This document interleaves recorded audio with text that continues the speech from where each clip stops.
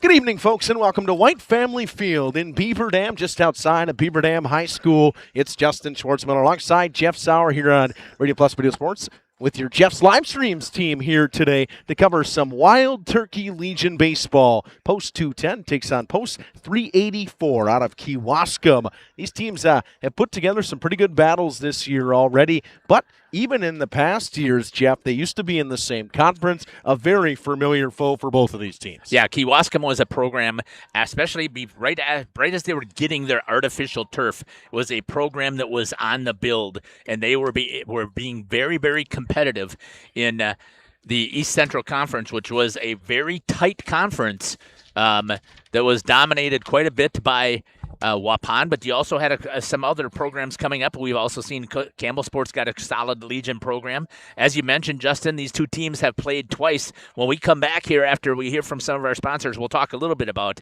that and what happened in those two contests here on Jeff's Livestream and in cooperation with Radio Plus. We'll be back.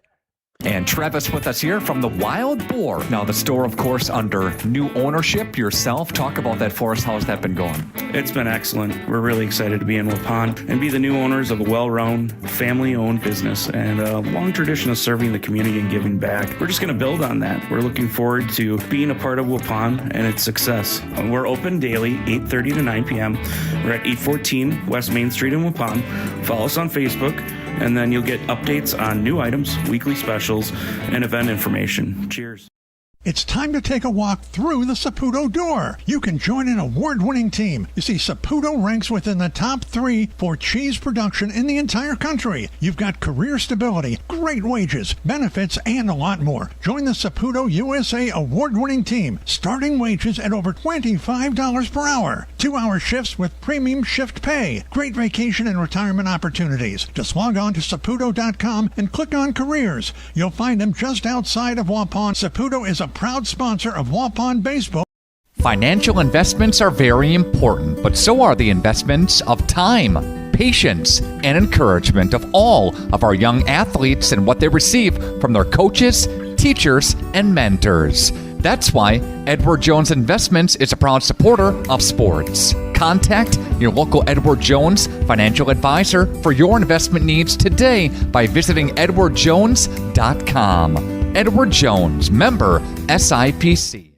We make you feel at home and auto sales. Great selection and a price that's low. You'll find friendly smiles and a warm hello every time. We make you feel at home and auto sales. Every time we make you feel at home and auto sales. Home and auto. Welcome back here to the White Family Field here in Beaver Dam. At least that's what we think it is. I believe it's got another name, but I'll have to see if I can pop it up on my phone for the regional here. But Justin, why don't you go ahead and go through the starting lineup here for Waupun?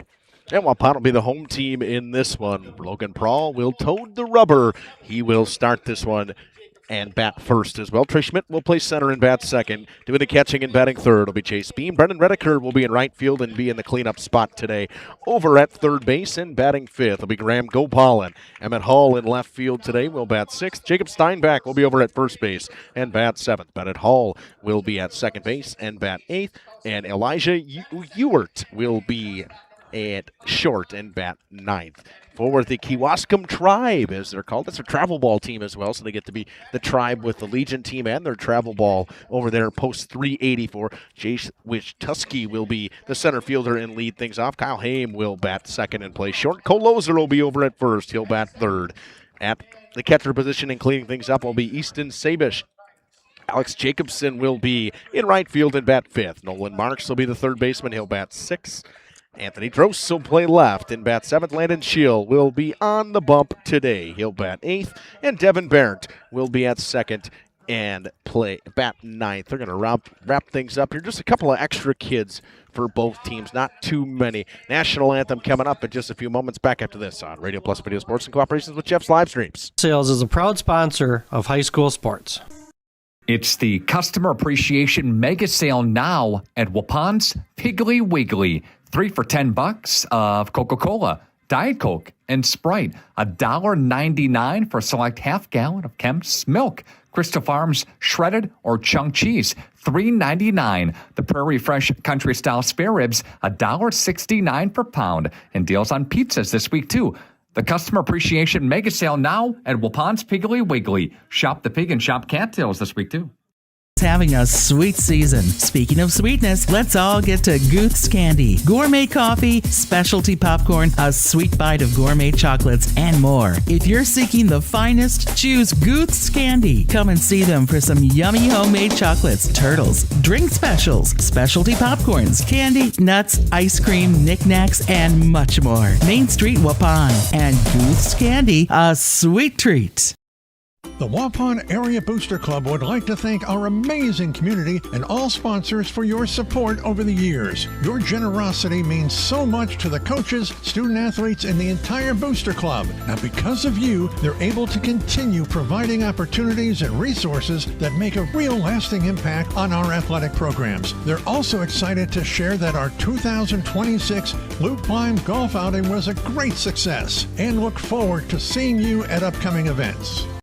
It's time to take a walk through the Saputo door. You can join an award-winning team. You see, Saputo ranks within the top 3 for cheese production in the entire country. You've got career stability, great wages, benefits, and a lot more. Join the Saputo USA award-winning team. Starting wages at over $25 per hour. 2-hour shifts with premium shift pay. Great vacation and retirement opportunities. Just log on to Saputo.com and click on careers. You'll find them just outside of Waupun. Saputo is a proud sponsor of Waupun Baseball. And Travis with us here from the Wild Boar. Now, the store, of course, under new ownership yourself. Talk about that for us. How's that been going? It's been excellent. We're really excited to be in Waupun and be the new owners of a well-run family. Instant replay is that set up. Welcome back here to White Family Field, I believe it is. I mean, I guess we'll have to still, I haven't double-checked that as of yet here, Justin. I'm just going to say Beaver Dam High School. We're in Beaver Dam. Why That's not? right. Why not have it be Beaver Dam High School? I love Legion Baseball, Justin. This is a favorite time of year for me, especially here with Legion Baseball. First chance I'm going to actually get to see the Waupun Warriors play here live the entire year. I mean, I just coming off of my knee replacement, so it's the first game that I'm broadcasting since then, so excited about this opportunity here to see basically the same team that made it to the state tournament in the regular season, as they're going to try and roll themselves to a double-A state title. Yeah, they already went to state baseball this year for the WIA. Now they get the chance to go there in state Legion. Some of these kids, this will be the last time they play baseball. Prawl, he's going to school for football. I mean, but these kids will never play baseball again. Chase Beam, he's going to school for baseball down at Rock Valley College in Illinois.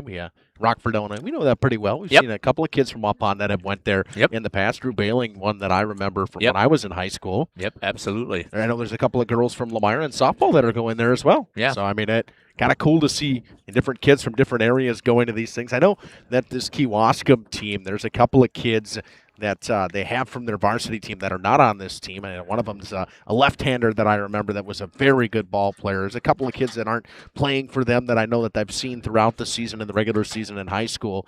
But, Jeff, Legion ball, I mean, you see it in the high school in the later part of the season. It starts to get a little bit more community-oriented, but it seems really community-oriented during the Legion ball season. And they're playing for a purpose, right? I mean, everybody knows it is to rep the American Legion. So, I mean, it is what you expect to be able to see. I can pull that up here. I can do it on my phone. Okay. I can do it on my phone. I got it up on my phone. I got the app. All right. Or the thing loaded into my phone. We'll get ready here. Thanks, Justin, for setting up that outfield cam once again. And we also have a fantastic behind-the-plate camera, so we got our 2 camera views going here as we get an opportunity here to see Logan Prawl on the mound to try and get things started here for Waupun. Oh, boy. Defensively. Yeah, Prawl was somebody we've known who's kind of is the ace, or wouldn't say he's the ace for sure, but he's the guy who's going to get the ball in the big situation for Waupun. He'll face the center fielder Chase Wichtuski to start, and starts him off with a strike. I think Larry McCann was the guy behind the plate, right? Yeah, I believe so. Correctly, that's what they said.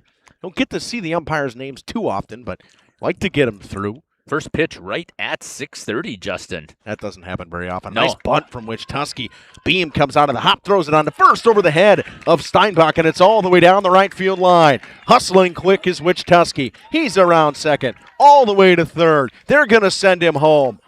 No, they'll stop him. They had him going, and the ball just got back to second base. It would have been a close play, Chad. Yeah, Chase, I know what I was going to ask you, Justin. Do I have the instant replay set up, or do we have to set that up? Probably not. Okay, so I'll let you mess with the computer a little bit here real quick. But Chase had to do a spinorama as he picked that up because he was facing up the third base line. So it took him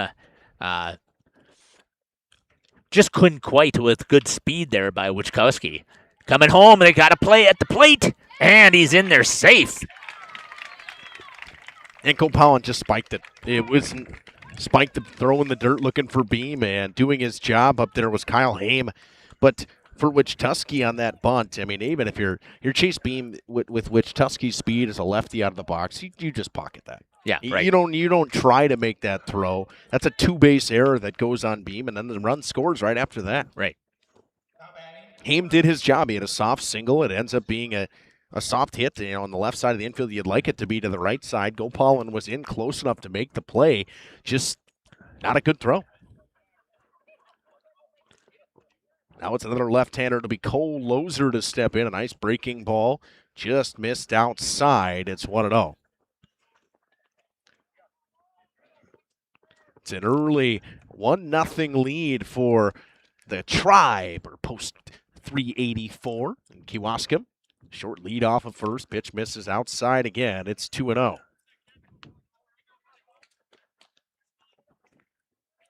Haim, the runner over at third base. Kewaskum, a team that we tend to see a fair amount of. So they play some flyway teams, and just, again, too far outside. Prawl not getting that outside corner so far here. Count runs to 3-0. On deck, the catcher, Easton Sabish. Third time these teams are facing each other in the season. We didn't get a chance to talk much about that. Good pitch right there on the outside edge. That one, they'll give him the strike. I didn't think that pitch was a whole lot different I than didn't the think so ones either. that he threw before. I think it was 3-0. I'm going to give it to you this time. Short lead by Haim off of first. A long pause. They'll check on him at first. He's back in plenty of time. Got to get used to doing all this stuff again here, switching here and running the score thing. And it's different. I know they even changed the scoreboard a little bit, actually. I see that, yeah. It looks a little different. Early 1-0 lead for Kewaskum. A swing and a miss from Cole Loser. It's 1-2 now. Regular season, first time these teams met, 5-0 win for post 210, the Wild Turkeys. And second time they met, 7-4 was that contest. 3-2 fouled off by Loser. Got a piece of it. Off the end of the bat, too. Then Prawl seems to be living on that outside corner early here to the left-hander. Not putting anything in any sort of power zone for Cole Loser. Runner goes on a 3-2 pitch. Pitch misses inside. Ball 4. A little bit low as well. So runners on first and second. Nobody out now. See how long Coach Brent Ferris sits over there.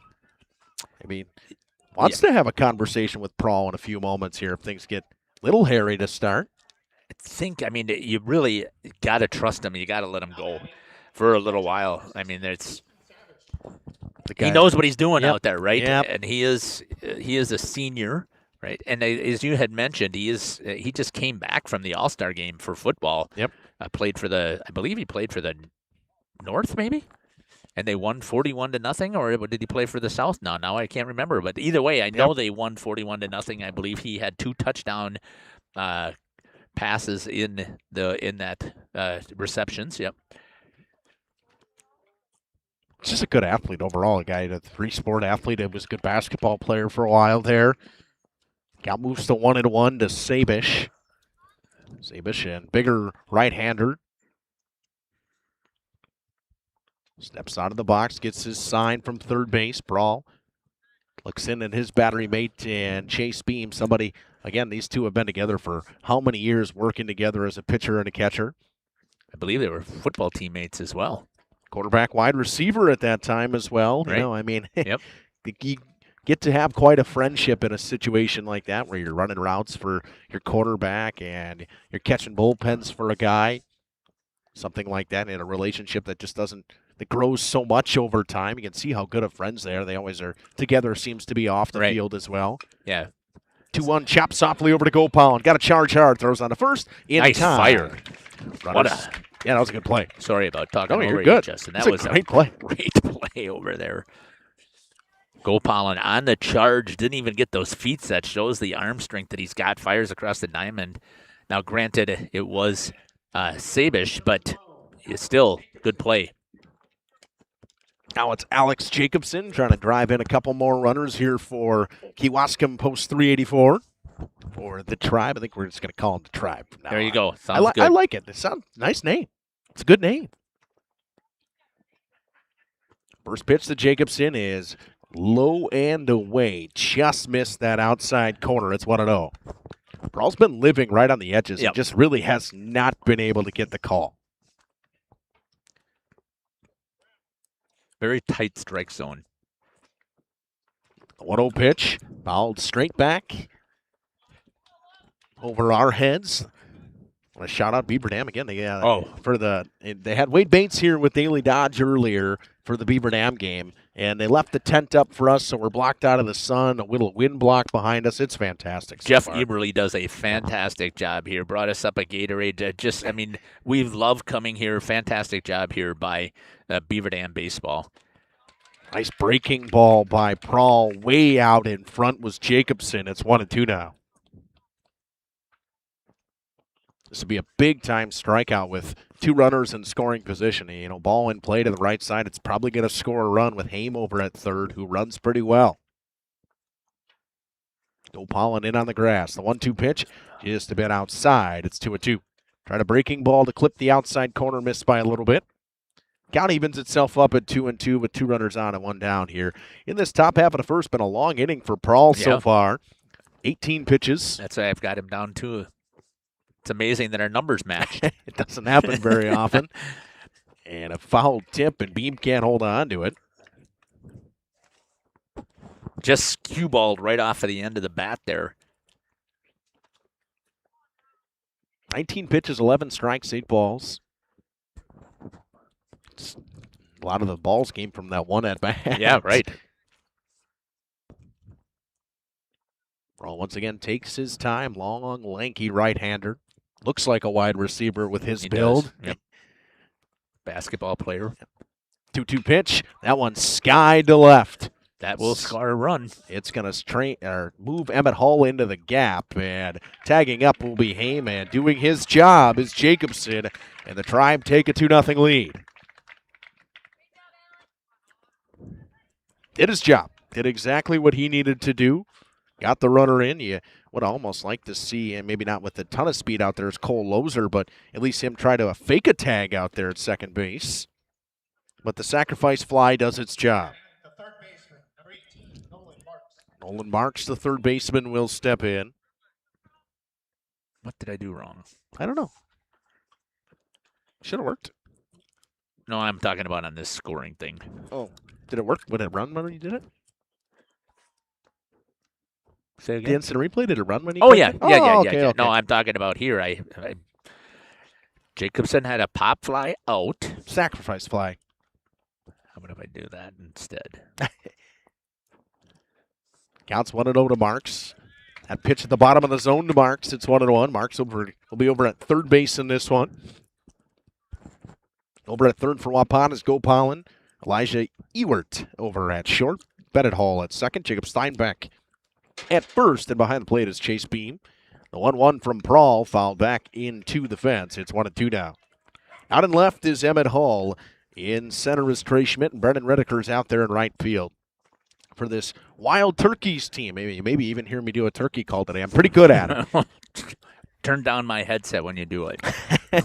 They got to score a run. I wish we had a button, a turkey sound button. Yeah.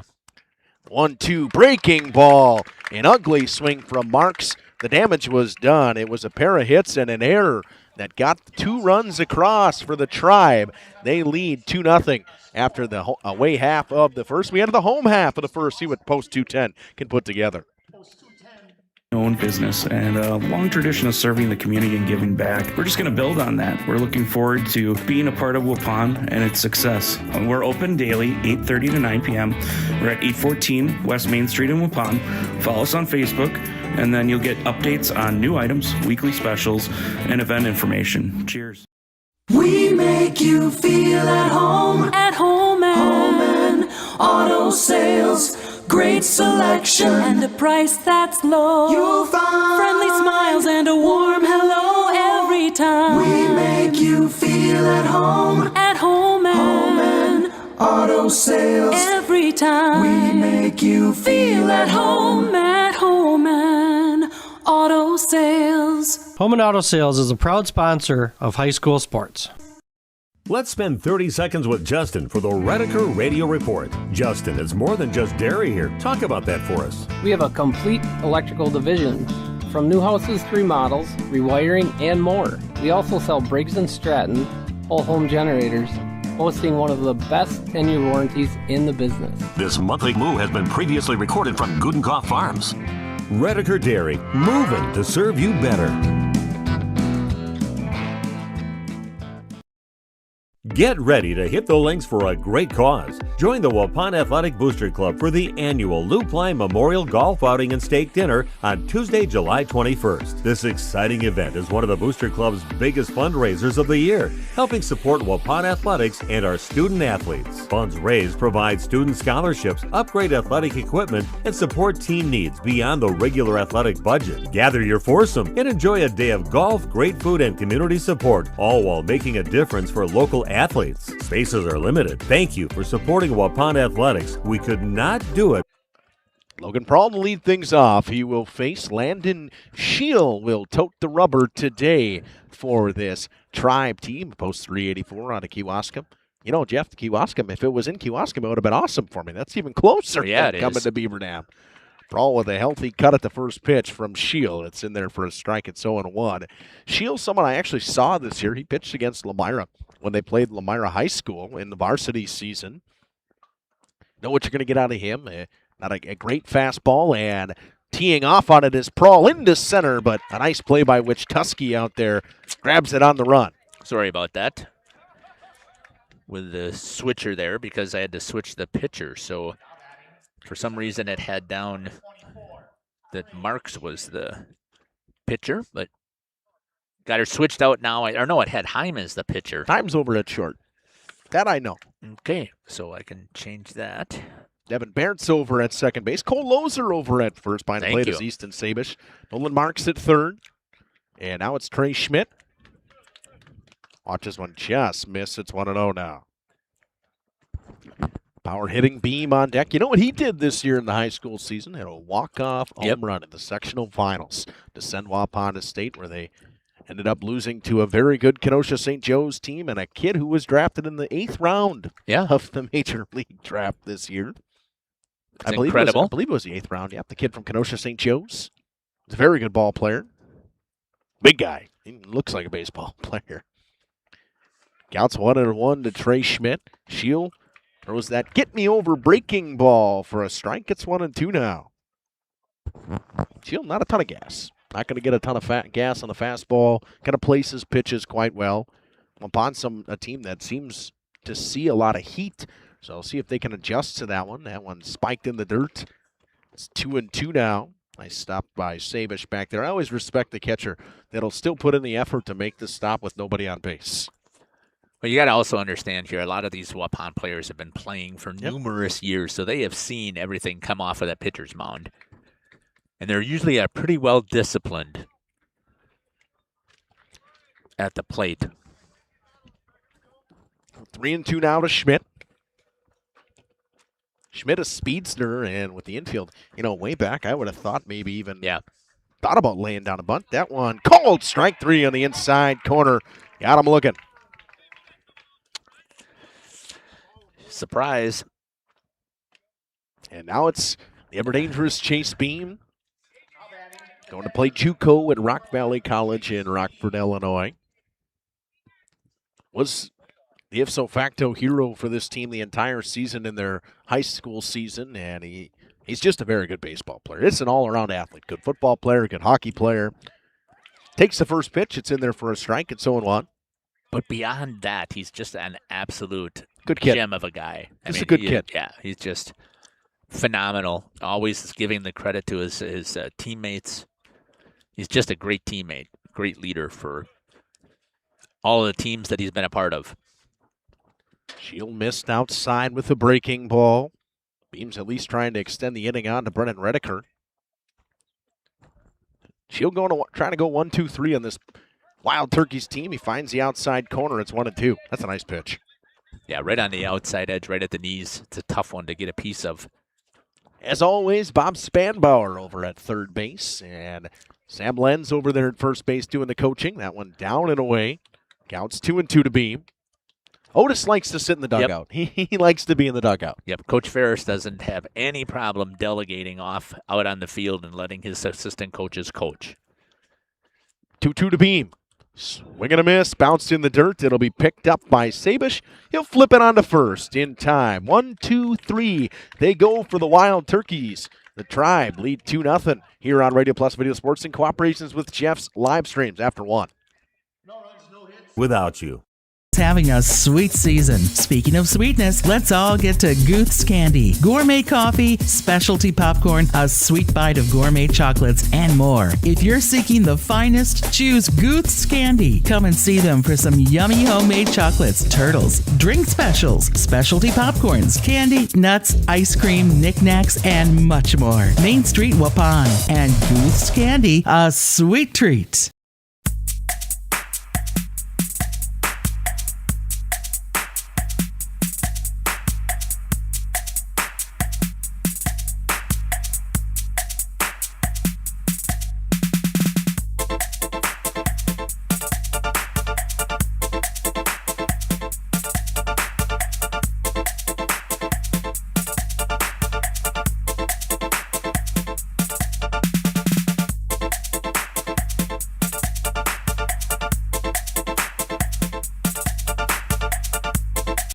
Let's spend 30 seconds with Justin for the Redeker Radio Report. Justin, it's more than just dairy here. Talk about that for us. We have a complete electrical division. From new houses to remodels, rewiring, and more. We also sell Briggs & Stratton whole home generators, boasting one of the best 10-year warranties in the business. This monthly moo has been previously recorded from Gudenkopf Farms. Redeker Dairy, moving to serve you better.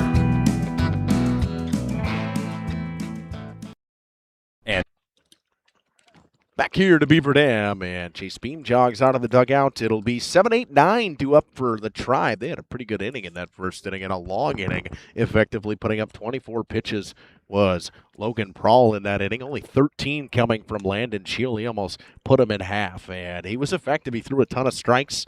He'll come up in this inning. He'll bat second. It'll be Anthony Trosi to lead things off, the left fielder, another left-hander. That is one thing I remember about this Kewaskum team. They got a lot of them. I was taking a look at that. I mean, I didn't see this team play, but they've had, at least four lefties so far. It's either the third or the fourth lefty. I just can't. There's a lot of them. I mean, you don't get a lot of them. You don't see a lot of them on a lot of teams. Maybe one or two of them on each team that we see throughout the season. Some teams don't even have them. Favorable matchup for a lefty versus a righty. You like to have a ton of them if you can. Just as you don't have a ton of left-handed hitters, you don't have a ton of left-handed pitchers either. It's a dime a dozen if you can get one. First two miss on the opposite sides of the plate for Prawl, and you can see a little bit of frustration coming in from him. Well, he catches the ball coming back from Beam. Yep. Just a little bit of aggravation. That one on the inside corner for a called strike. See, Drosy was taken all the way. Yeah, and I think that's probably the message coming from third base over there for the Tribe. Run that pitch count deep. Splits the plate. It's 2-2. It's one of the big differences about Legion ball, or any baseball actually, at the high school level. Legion ball, I believe that there is 105, I think, is what they're able to max out as far as pitch count. But we do a lot of softball, and I love coaching softball or covering softball, and a lot of that, or the reason is because there is that no pitch count. You can see people work the count, move the ball in and out. You got to be careful as a pitcher in baseball because you don't get 20 pitches per inning. Waupun fans not thrilled with that one, but that one looked low to me. I thought it was low. I didn't look at the screen, but where Beam's glove was when he caught it, it looked like it was in the dirt. Count moves to 3-2. The payoff pitch coming from Prawl, fouled back. Kewaskum putting together a nice at-bat that I feel like that's just kind of what we said about everybody from the Tribe so far today. They've just put together some good at-bats. This will be an 8-pitch at-bat. When this one finally comes home, that's when they say it turns into a quality AB. Yep. Once you put up 8 pitches, some say 9, some people say 8. Another payoff pitch coming home from Logan Prawl. Got him on the outside corner. Kewaskum was throwing the bat and about to walk to first, but was all over the outside corner on the breaking ball. Another strikeout for Prawl. That was a great pitch there by Logan Prawl. A little bit late on that. Sorry about that on that instant replay. Now it's Landon Shield. He'd like to help his own cause, get something going offensively in this top half of the second inning for the Tribe. He'll bounce one towards Gopalin. Gopalin on the line, throws all the way across the diamond, pulls Steinbeck off the bag. And it'll be an E5 for Landon Shield to reach. Not very typical that you're seeing these couple of mistakes that we've seen here so far from Waupun post 210. It's a long throw all the way across the diamond, and it pulled Steinbeck off the bag, and he was never going to be able to get back. Good job from Shield to hustle down the line. Courtesy runner coming in. Make sure I got everybody all put up in my iPad. The courtesy runner shall be Zach Lefebvre. And now Devin Barrett will step in. Long look and a check on the runner right away, and Steinbeck drops the ball, but not far enough away for Lefebvre to go anywhere. Boy, actually, for not having any rain, Justin, I know the grass looks dead. It does, but it sure looks nice, though. It's manicured pretty well here. Oh, it's beautiful. I mean, don't want to mow it because you don't want to try to get it too low where it burns everything off, but it's in a good spot. We haven't had rain in what feels like weeks now. First pitch was a strike to Devin Burns. He tried to lay down a bunt. Gopalin, the only wild turkey in on the grass. With Steinbeck holding the runner on, and Lefebvre really not too far off the bag, but Prawl's just holding him there. He checks on him again. Kind of surprised that he's worried about that runner advancing over to second. I mean, it still is the bottom of the order. Nice bunt back to the pitcher. They'll go to second, and they'll get him. What a play from Prawl to spin and throw to second base. Good job covering by Bennett Hall. They get the lead runner on the fielder's choice from Devin Barrett.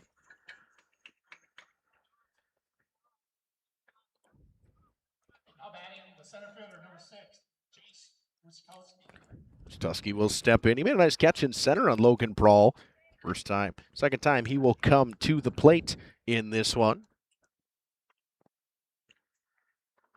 Was that as a 1-4 fielder's choice, and which Tusky singled in his first at-bat. He'll hit one off the end of the bats, and it cue balls foul.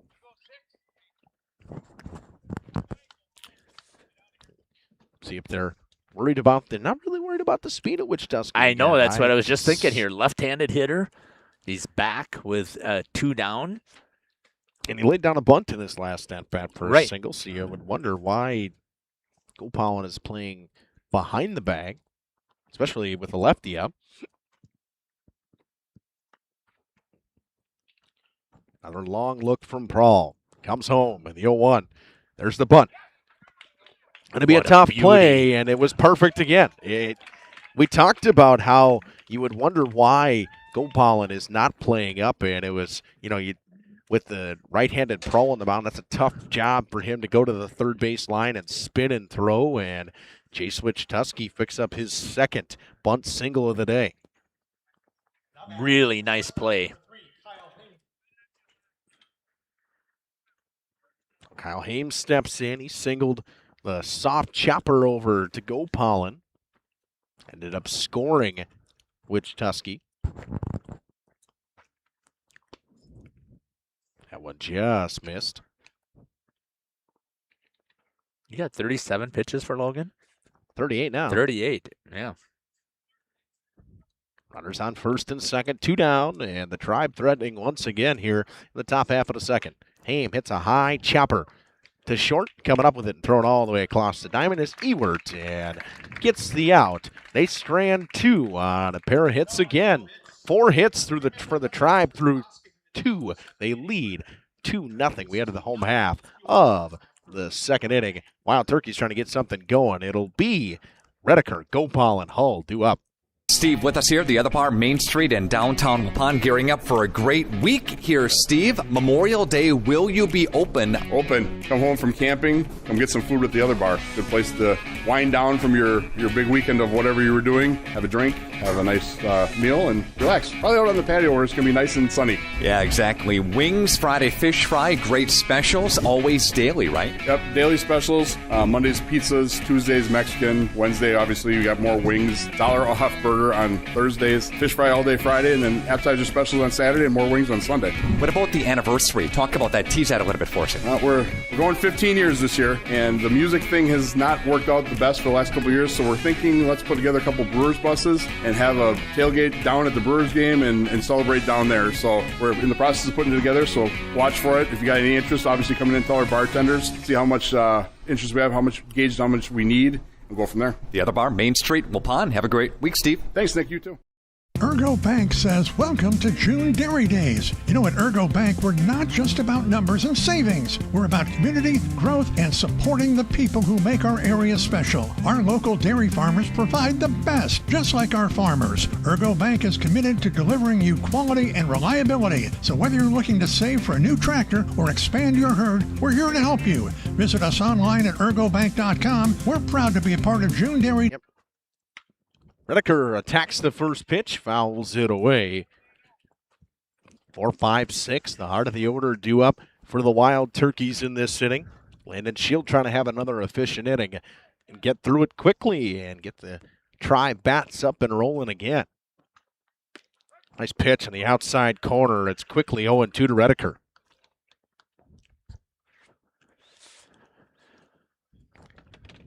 Shield working quickly, 15 pitches, 10 strikes so far. Breaking ball got him looking. Redeker got froze on a nice breaking ball from Landon Shield. There's one down quickly here for the Wild Turkeys in this home half of the second inning. Everything was away from Landon Shield. Now it's Graham Gopalin. Gopalin over at third base. That one just missed outside.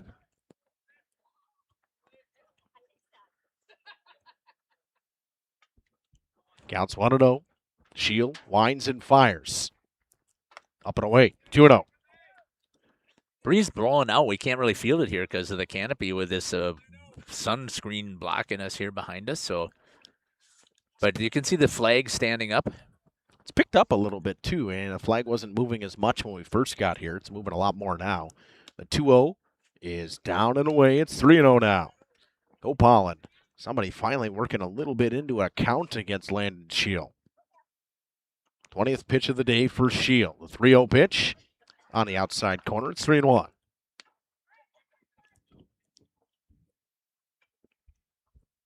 Gopalin trying to be the first base runner of the day for the Wild Turkeys. 3-1 pitch. Bounce in the dirt. Gopalin will draw the walk. Trying to get something going in the heart of the order for the Wild Turkeys, and that brings up Emmett Hall in left field in this one. Gopalin, someone that might turn a walk into a double. Yep, absolutely. again, a lot of these players have good speed for the Waupun Warriors. And they've been playing, again, for so long that they have great heads-up instincts as well. Pitch a little bit high to Hull. He squared, but not too much. Just dropped his hands like he was going to bunt. Held up. Counts 1-0. That would not surprise me at all to see a bunt here from Hull. Again, he will try and use his speed to try and beat it out. 1-0 pitch. Hull squared. Pitch high. Throw over to first from Sabish. Back in plenty of time over there is Gopalin. Just made him get dirty. Not much of a secondary as they're expecting to see the bunt, so he's going to make sure that bunt is laid down before he gets a good secondary lead over at first. He didn't even step off the bag about 2 steps before Sabish Shield fired over there that time. Moser was ready for it, made the grab. Mark's playing way out on the grass. Pitch in for a strike. Throw's going to go into center field. Gopalin's going to go to third. Nope, he'll stop wisely as Wichtusky got to it cleanly. Stolen base for Graham Gopalin. Pitch was a strike. Counts 2-1. A runner in scoring position for the Wild Turkeys for the first time today. Still need that. And looking for that first hit, Jeff. Yep, absolutely. Well, we only have 1 hit up on the board as is. Which I didn't really understand. They gave 2 errors. I just understand the 2 errors to Waupun. I don't understand how they only have 2 hits. There, I have 4. They only have them for 1 hit, don't they? Yeah. Yeah. You only have so they for gave 2. them for 2 sacrifices. I'm guessing. That could be. I mean, I count those as bunt singles. I ain't going against the stats. Yep, I'm not disagreeing with you there. That one fouled back. Counts 2-2 now. Emmett Hull trying to drive in Gopalin with 1 down here and cut the lead in half. And skies one. It's going to find its way out of play. It's the metal roofing to the left of us, this sounded like, right? Or maybe the bleachers? Yeah, I think it was on the dugout over on the other diamond. The new one, right? That's the one they just built? Yeah. Yep. Nice complex they built here in Beaver Dam now. Long pause from Shield. Looks back at the runner. The 2-2 pitch again. That one's sent to right field. Not much movement out there from Jacobson. He'll run in, make the grab. Faking the tag is Gopalin, and throw goes over the head of the third baseman. Nobody's covering third. Gopalin will move up to third. That's good base running right there. That's just a bad mistake, I'm sorry to say, by the actual third baseman. Yes, it was the throw from right that overthrew the third baseman, but the pitcher was on his way to be the backup. You need to stay put on that overthrow like that so that you have somebody to hold the runner from going. Now both of them go and chase the ball, Justin, and that leaves nobody to cover third base. In my book, that goes down as an error on the right fielder because he overthrew the bag. Yeah. Just because that's how the runner you have to, up. Right. You have to give it somehow. And now you got to have a hit to drive him in. We're in a wild pitch. Not a big backstop here in Beaver Dam. Not a ton of room back there, but enough where you could definitely get home on a runner like Gopalin. It's Jacob Steinbach. Counts 1-0. Steinbach fires that one towards the football field behind us. Tell you what, they really got to be keeping track of where balls go around here because there's a lot of room for them to go. Right. Counts 1-1. Wild Turkey's trying to get on the board. Sent back up the middle. Going to be a tough play as it rolled off the mound. A nice kick over to Haim, and he zips it across the diamond to get Steinbach in time. So they strand a run over at third base. We're through 2. The Tribe lead this one 2-0 here from Beaver Dam. Back after this on Radio Plus Video Sports in cooperations with Jeff's live streams. In your financial journey. Ergo Bank, better banking by design. Member FDIC, equal housing lender. For over 120 years, Bristol Morgan Bank has served central Wisconsin communities. We're still here, not just as your financial partner, but as a community partner. Communities change over time. They grow, your business grows, your family priorities change. This is why, over the years, we've adapted to the needs of our customers, offering digital tools for convenience, scheduling in-person appointments where and when it works for you, designing products to impact your financial future, because that's what community banks do. Let's spend 30 seconds with Justin for the Redeker Radio Report. Justin, it's more than just dairy here. Talk about that for us. We have a complete electrical division From new houses to remodels, rewiring, and more. We also sell Briggs & Stratton whole home generators, boasting one of the best 10-year warranties in the business. This monthly moo has been previously recorded from Gudenkopf Farms. Redeker Dairy, moving to serve you better. This game is powered by C. Broxma Electric of Waupun. C. Broxma Electric has serviced the electrical needs for Waupun and the surrounding area for over 18 years. From small residential jobs to agricultural, industrial, and commercial jobs, they do it all. For quality work and prompt, courteous service, contact your State of Wisconsin licensed electrical contractor in our area. C. Broxma Electric at 920-319-1614 or check them out online at cbelectric.net. Welcome back here to Beaver Dam, and we'll go with White Family Field. Why not? This is the White Family welcomes you, so I would say it should be White Family Field, right? I feel like that's. I could not find the name, the pool that was set up. It was sent to us, wasn't it? Sent to us by an email with all the who was you. Now you were showing me, talking about it before. Oh, I pulled it up. The matchups. Yeah, I pulled it up on the Legion website. That's how I did it. I saw it someplace before. I don't know where. Maybe that's where I saw it as well. It's a 2-0 lead for the Tribe. They'll step back in. First pitch is foul tipped into the mitt from Cole Lozer. Lozer walked in his first at bat. Another one of those lefties in this lineup. And that one hit hard over to second base. Staying down is Bennett Hull, and he'll flip it over to Steinbach over at first base. 1 up, 1 down. That's the first time we've seen that today from Waupun with a 1 up, 1 down. Yeah, maybe they're getting into their groove right now, and now they'll just have to get those offense. I mean, get out of this inning, obviously, and then get those bats up there and see if they can get something rolling. Well, teams with officially an error on the official scoreboard up there. Sabish steps in. He grounded out in his first at-bat. It was a nice play by Gopal on a high chopper on that last one. That one almost got Sabish. Uses his best Michael Jackson moves to get out of the way. Right up on the toes. He's got the white glove. Yep, exactly. Did he wear it on the right hand or the left hand? I thought it was left, but I could be wrong. Well, he's got 2 gloves on. Oh, he doesn't have 1 glove. And another chopper over to Gopal, and last time up, he does the same thing as he did for Sabish. A 5-3 put out. Gopal and zip that one across the diamond. 2 up, 2 down. Working efficiently in this inning is Logan Prawl when he needs it. He's only thrown 4 pitches in this inning. Good start here so far by the Wild Turkeys.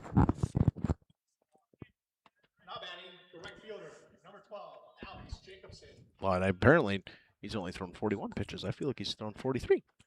Maybe they're behind on that. They might be a little bit behind. And that one's skied. Beam might be able to play this one. He will. He'll find it, and he'll make the grab. 3 up, 3 down. First time Waupun does that today, and the Tribe go down in order in this top half of the 3rd inning. See if the Wild Turkeys can get things going with Bennett Hall, Elijah Ewert, and Logan Prawl up for post 310 or 210? 210. 210. We'll be back. So you put your Kuhn Knight equipment to work, and it may be in need of some extra attention. Make sure to inspect bearings, knives, hammers, and other high-wear parts to keep your machine running at its best. Genuine Kuhn Knight parts, proudly made in the USA, are now available at Gruetz Equipment, your Kuhn Knight dealer in Potter, Eden, Waupun, and Watertown. Invest in quality with original Kuhn Knight parts designed specifically for your machine. Stop in or call your favorite Gruetz Equipment location. For more information today. It's the Customer Appreciation Mega Sale now at Waupun's Piggly Wiggly. 3 for $10 of Coca-Cola, Diet Coke, and Sprite. $1.99 for a select half gallon of Kemp's milk. Crystal Farms shredded or chunk cheese, $3.99. The Prairie Fresh Country Style spare ribs, $1.69 per pound. And deals on pizzas this week too. The Customer Appreciation Mega Sale now at Waupun's Piggly Wiggly. Shop the pig and shop. Yep. It'll be the left-handed Bennett Hull to lead things off for the Wild Turkeys. Wild Turkeys need to get some offense going here. Yet to have a hit. Landon Shields been pretty good, thrown 31 pitches officially, according to the official pitch clock over there in on the right side. It's nice that we're able to see it. And attacking the first pitch was Bennett Hall. He will sky it to Devin Burt over at second base. One pitch, one out. If you're Landon Shield, you're very happy with your efficiency so far. Yeah. Again, we talked about pitch count is everything. Both of these pitchers are sitting in pretty good shape right now. With Logan Prowl sitting at 44 pitches after 3. That's pretty solid. Ewert backs out of there, and that one missed inside from Shield, 1-0. The efficiency from Prowl has really found its way after that first inning where he was like 9 balls and 10 strikes, 9 balls, 11 strikes. Now he's 14 balls, 30 strikes. He's been pounding the zone after that first inning, a little slow start for him and the Wild Turkeys. It's 2-0 now to Ewert. Ewert over at short in this one. Now it's 3-0. You'd like for him to get on base, do this job as the bottom of the order for Logan Prowl. Prowl pieced one up in his first at-bat, just right at Wichtusky in center. That went in there for a strike. Bottom of the zone, it's 3-1. Just the one base runner surrendered by Shields so far today. It was a walk. Ewert was taken all the way. Watches that one right down Main Street. Right down Main Street. Good pitch. It was a good pitch. I mean, he just buckled him a little bit off speed there from Landon Shield. The payoff pitch goes down and away. Chasing the breaking ball was Ewert. They throw on to first, and it was a little bit low, but Loser makes sure to hang on. A drop third strike and a strikeout, and now it'll be Logan Prowl trying to help his own cause here. Now batting the pitcher, number 4, Logan Prowl. Good pitcher, good hitter, good athlete, as we've said throughout the day today. Like to get something going and extend this inning a little bit further. Try to get Trey Schmidt up and then get a couple runners on base for Beam. And you're going to get one right away. Prowl gets hit by a breaking ball. Don't think that one was on purpose. That one just clipped him square in the back.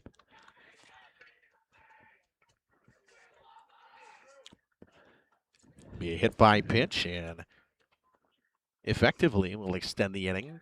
The only base runners today have been walks or now a hit by pitch for the Wild Turkeys. Number 24, Trey Schmidt. Trey Schmidt in center will bat now. Struck out looking in his first at-bat. That one a little bit high from Shield. Your objective if you're Trey Schmidt is you're getting on base and you want Beam to come up. They check on Prowl over there at first, and he's quickly right off the bag after he slides right back in. I like that. Yeah, but he almost got caught leaning there. He was able to use those quick feet to get himself back underneath him and dive back in. Schmidt watches one clip the top of the zone. It's 1-1.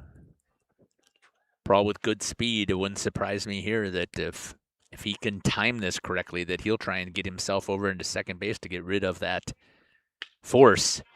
Little looper into center, which Tusky comes in and makes the grab. Schmidt hit it right at him the last time the ball went to right center. Tails this week, too. Financial investment. Get one out on base after the hit, or after the hit by pitch. They still strand him there once again. Back-to-back inning, the Wild Turkeys have gotten some base runners. Not anything going for them. We're through 3 with the Tribe leading this one 2-0. Investments are very important, but so are the investments of time, patience, and encouragement of all of our young athletes and what they receive from their coaches, teachers, and mentors. That's why Edward Jones Investments is a proud supporter of sports. Contact your local Edward Jones financial advisor for your investment needs today by visiting edwardjones.com. Edward Jones, member SIPC. We make you feel at home and auto sales.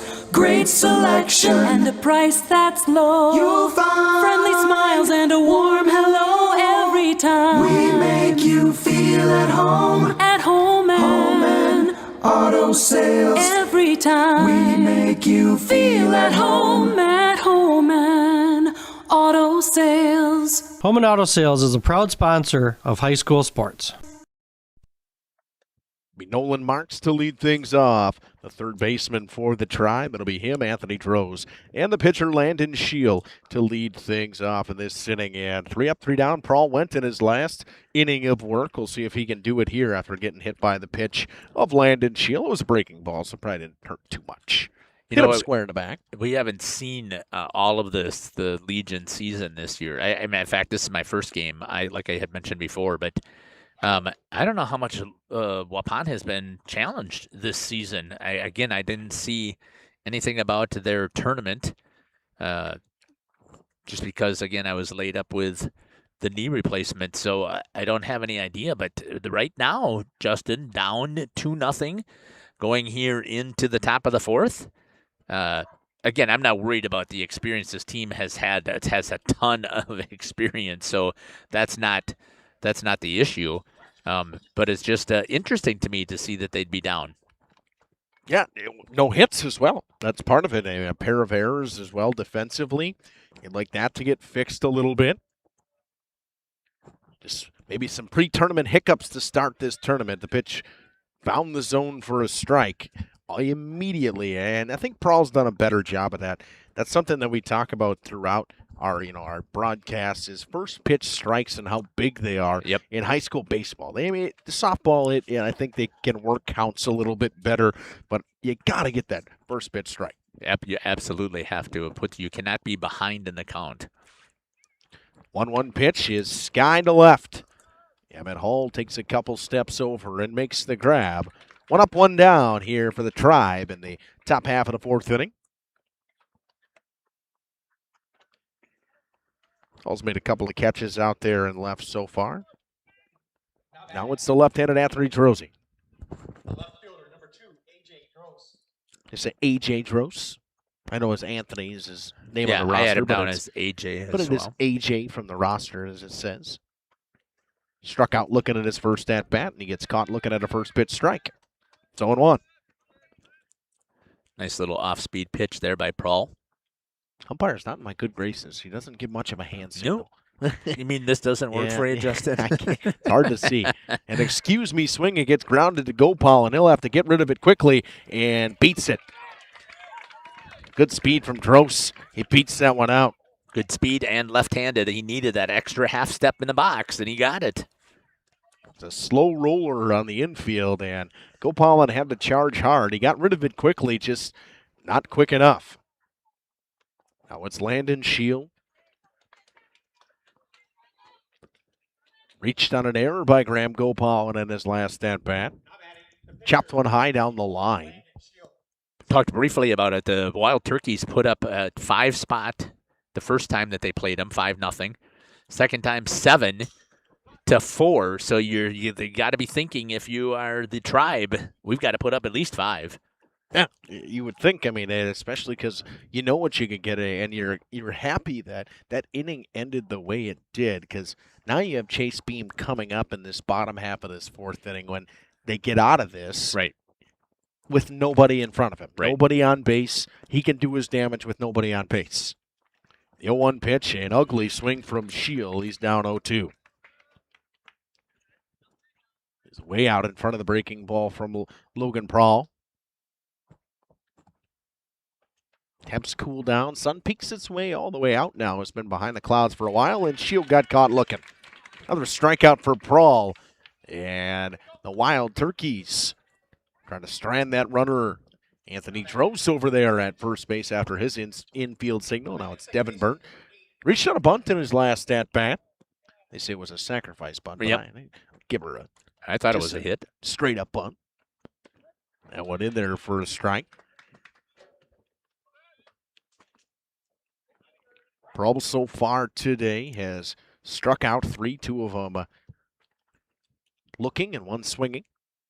The 0-1 pitch and an ugly swing from Burns. That breaking ball's been fooling the Tribe's hitter this inning so far. It's 0-2. You had mentioned before, Logan Prahl struggled a little bit with control in that first inning, but since, I've got him down for 15 balls. So do I. And going down swinging is Burnt. Strikes out 2 of the 3. Bases 4 batters. They strand 1. Another hit for the Tribe. Their official second of the day through 3.5.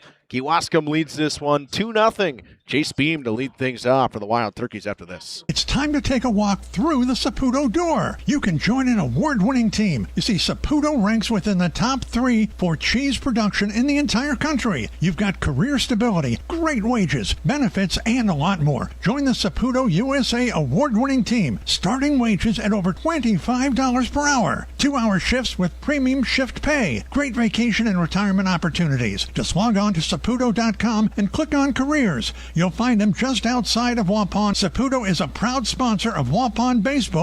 And Travis with us here from the Wild Boar. Now, the store, of course, under new ownership. Yourself, talk about that for us. How's that been going? It's been excellent. We're really excited to be in Waupun and be the new owners of a well-run, family-owned business and a long tradition of serving the community and giving back. We're just going to build on that. We're looking forward to being a part of Waupun and its success. We're open daily, 8:30 to 9 p.m. We're at 814 West Main Street in Waupun. Follow us on Facebook, and then you'll get updates on new items, weekly specials, and event information. Cheers. That's fine. Welcome back here. Chase Beam to lead things off. In the home half of the fourth, Wild Turkey's still looking for their first hit in this one. Shield in a good spot. Only 42 pitches coming into this inning. See if he can work some counts. He would like them to start getting deep into counts. Beam wants his one on the inside corner a little bit low. It's 1-0.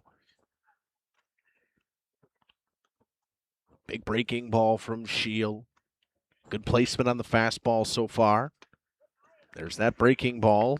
Beam watches it on the inside corner. It's 1-1. It was set up pretty nicely there, coming in with that first pitch fastball inside and then coming right back to the same location with a little bit of a break. 1-1 is a little bit up. Beam holds the hands. It's 2-1. It's interesting to see Shield challenging to the inside. You don't see a lot of pitchers challenging inside. Especially with a guy with an open stance, and he'll spin on one, but chop it foul. That's part of it, too. Beam with his open stance like that, you don't want to throw him inside because he's going to be able to turn on it quite quickly. And you know he wants one there. 2-2 pitch coming from Landon Shield is up. It's 3-2. Beam, with the guy with the size that he is, you'd say, oh, if he gets on base, that's okay. No, he's a good base runner as well. Yep. It's good speed from Chase. Not great speed, but good speed, good enough to steal a bag. Again, it's smart base running, though. Payoff pitch and a foul ball, and Sabish could not hold on behind the plate. It's 3-2. I'll tipped it, and Sabish just couldn't get a piece of it with the glove to hold on to it. Chase just barely got a piece of it again. A little cue ball spinning hard in that glove for Sabish. Popped right out. Payoff pitch again, and that one is inside. Beam draws the walk. That's the only way the Wild Turkeys have been able to get a base runner today is a walk or a hit by pitch. That'll bring up Brennan Redeker, who struck out he struck out in 3 pitches in his last at-bat. Yeah, I didn't realize that, Justin, that they've been no hits so far. There's a goose egg up there. I see that now. I don't usually scoreboard watch. Really haven't had many balls in play, to be honest. Shields struck out a fair amount of guys. He's given up real soft contact, a couple of hard outs that were ripped to center field. But, I mean, he's been dealing. He struck out 4, all of them swinging. Redeker swings on the first pitch. Missed that one. It's 0-1. Gopal and the third baseman on deck. Beam over at first base with a real short lead. And Redeker foul tips that one into the net. It's 0-2 now. Up by the eyes and on the outside. And Brennan just cannot lay off. See where he goes here with the 0-2 pitch. Breaking ball. Froze him. Got him again. That's how he was a beauty. Struck him out the first time. Got him looking. Another strikeout, the 5th of the day for Landon Shield. Now it's Graham Gopalan. What a beautiful pitch. Yes, right at the knees, just froze him. Not much of a look from Redeker. He didn't seem to like the call, but they'll check on Beam over there again. Loser dropped the ball. Not a fan. Don't like a lot of throwovers. I just don't. I think that so far that hasn't been a mistake yet from Shield and Loser, but I mean, your opportunity to make that mistake is huge. Good base hit there. Hard hit by Gopalin. Yeah, Gopalin all the way to the wall, and it'll send Beam around third. Throw comes in to Haim. He will hold. It's a double for Graham Gopalin. And from first, Chase Beam scores, and the Wild Turkeys have cut the lead in half and finally have that first hit of the day. What solid contact there. Gopalin attacking the first pitch, waiting for that strike, and he rips it down the left field line. And you look where the left fielder was playing in Anthony Dross. He's so far off the line that it had wall written all over it the second it bounced in the outfield. And you know the ball, when it bounces, it's going to get a high bounce, and it's going to bounce a lot. Yeah, it's going to roll. Stick. That's right. It is so dry. It's got to be like playing on concrete out there. The Wild Turkeys trying to tie this thing up with one down. They got Emmett Hall up and Gopalin out there at second base.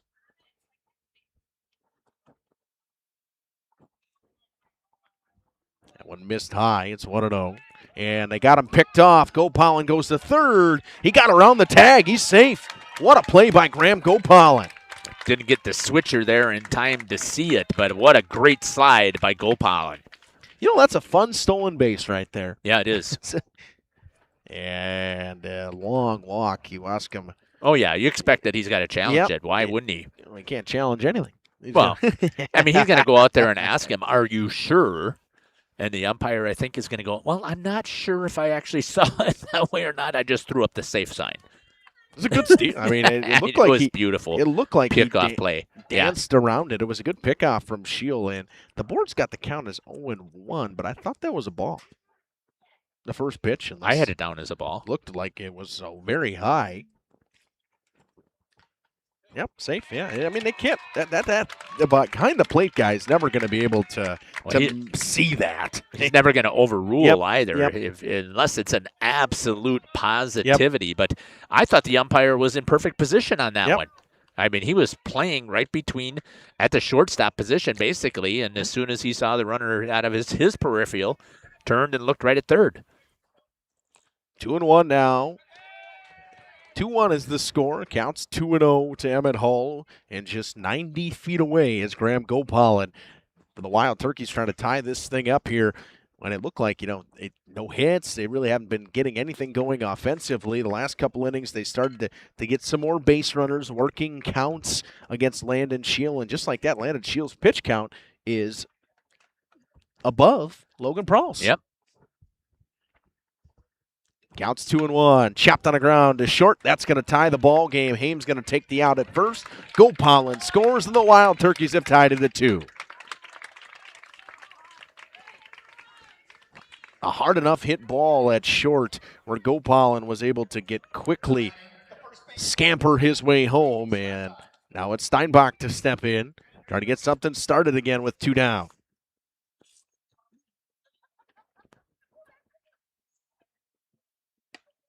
First pitch just missed.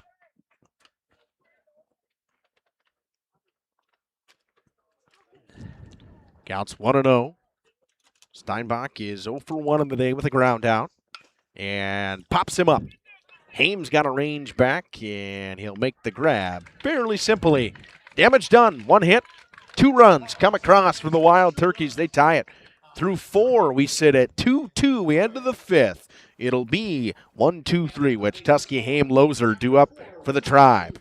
The Waupun Area Booster Club would like to thank our amazing community and all sponsors for your support over the years. Your generosity means so much to the coaches, student athletes, and the entire Booster Club. Now, because of you, they're able to continue providing opportunities and resources that make a real lasting impact on our athletic programs. They're also excited to share that our 2026 Loop Climb Golf outing was a great success and look forward to seeing you at upcoming events. Having a sweet season. Speaking of sweetness, let's all get to Guth's Candy. Gourmet coffee, specialty popcorn, a sweet bite of gourmet chocolates, and more. If you're seeking the finest, choose Guth's Candy. Come and see them for some yummy homemade chocolates, turtles, drink specials, specialty popcorns, candy, nuts, ice cream, knickknacks, and much more. Main Street, Waupun. And Guth's Candy, a sweet treat.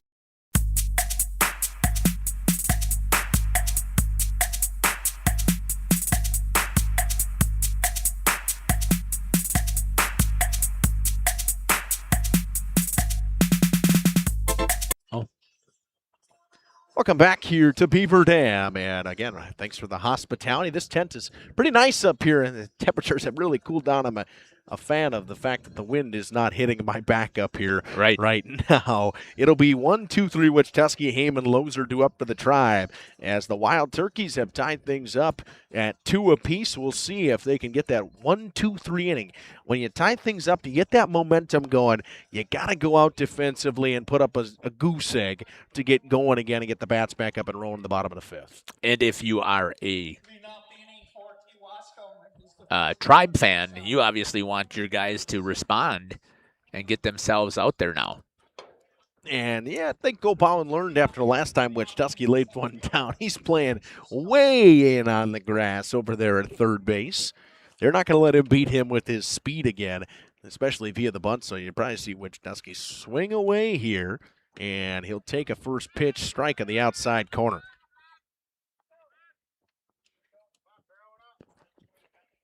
Five hits, 2 hits and 1 hit. I have 5 hits. I was generous with the hit category for the Tribe today. That one fouled away. It's 0-2. We're unofficial official, right? Right, Absolutely. That's what we say for scorebooks. Yep, we're nobodies. Long pause from Prawl again. He sets at the hip. The 0-2 pitch coming home. Winds and fires to Tuskegee. Chopped on the ground over to first base. Steinbach plays it on a hop. Nice job by Prawl to cover. He got him. With Tuskegee's speed, it was always going to be a tough play. Steinbach flips it over to Prawl and showing that speed of his receiverisms right there. Running across to get the first in time to beat Tuskegee to the bag. Looked like a wide receiver getting off the mound there. Now batting the shortstop, number 3, Kyle. Goes in the book as a 3-1 put out. And Kyle Haim steps in. Haim 1 for 2 with a single and a ground out today. Nice breaking ball to start to Haim. It's in there for a strike. It's 0-1. You know, in that first inning, Prawl threw 9 balls. Since that first inning, he's thrown 6. Yeah, exactly. We talked about that. That one ate up Gopalin a little bit. He chucks it across the diamond. Steinbach tagged him. Got up and made the catch and tags him out at first base. What a play by Jacob Steinbach over there at first base. What a play. He saved another error on Graham Gopalin. Yep, he did. He booted it originally, and it was a tough hop that kind of hopped right into his chest. He bobbled it. It fell to the ground. He picked it up and chucked it high. Steinbach makes a nice grab and tags out the runner Haim as he came down. 2 down, and that brings up another left-hander in Cole Loser.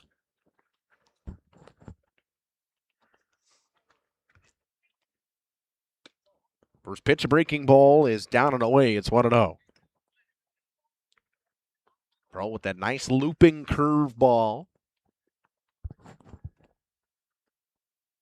Comes home again to the 1-0 pitch. That one popped out of play by Loser.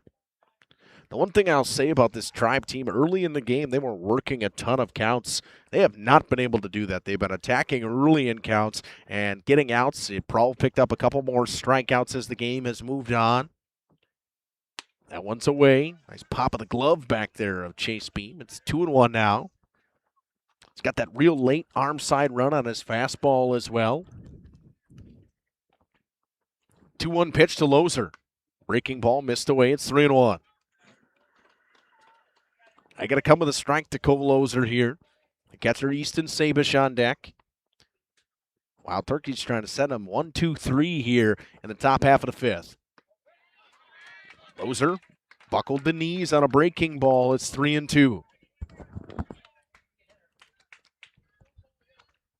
If I could see the bullpen, I was trying to see if Kewaskum possibly had some action, but I doubt it. Just where the pitchers are at right now. Oh, they've been solid. And walked him. Missed badly on the breaking ball. It's a 2-out walk surrendered by Logan Prawl, and it'll bring up the catcher Easton Sabish. Sabish has grounded out to Gopalin twice today. See if he does it again. Yeah. Numbers kind of inverted out there. 2 hits for Kewaskum, 1 error for Kewaskum, 1 hit for the Wild Turkeys, and 2 errors for the Wild Turkeys. And tied at 2. First pitch breaking ball is high. See the hand of Beam snap that down just a little bit. Yeah, I thought it still was a good pitch by Prawl there to see if he could get him to chase. Loser with a nice lead. The 1-0 pitch is inside. It's 2-0. Got to come with a strike to Sabish. He's going to be ready. It's a nice hitter's count here. Prawl, not a guy who works out of the windup really anyways, always out of the stretch. Finds the outside corner. That's not the pitch that Sabish wanted to swing at anyways. It's 2-1. That's a perfect pitch in a hitter's count. Yeah, I mean, but it would have been a nice, he could have slapped that down the right side. And he sends that one right back up the middle. It's been a while since we've seen a hit for the Tribe, and a hard hit ball to center by Easton Sabish, and that extends the inning on to Alex Jacobson, the right fielder. And there'll be a courtesy runner for the catcher. Jacobson has flown out twice, a sacrifice fly to left, and a pop-up to the catcher, Chase Beam. They're just going to make 16 come out and run. They're going to put the catcher back on first because... But that's the rule. Yep. I mean, so if a fan doesn't know the rules and just be stupid about making a comment, yeah, the rule says if you are not ready with your substitution, it doesn't matter if he's the catcher or if he's the manager. If he made the hit to first base, he goes back to first. Crosby Cone, the guy who comes in to run. Something going here for the Tribe. Bat a couple times, and that one smoked to left. It's going to send Emmett Hall back. He can't get to it. The Tribe will take the lead. Jogging his way around third base is Cole Lozer. Seems to be limping a little bit. He does. And grabbing at his knee and got him at third. Too far off the bag over there was Crosby Cone, and he's tagged out. Nice play by Gopalin, but they surrender another run, another hit for the Tribe. They take the lead right back in the top half of the fifth. We head to the home half of the fifth. See if the Wild Turkeys can tie it up once again.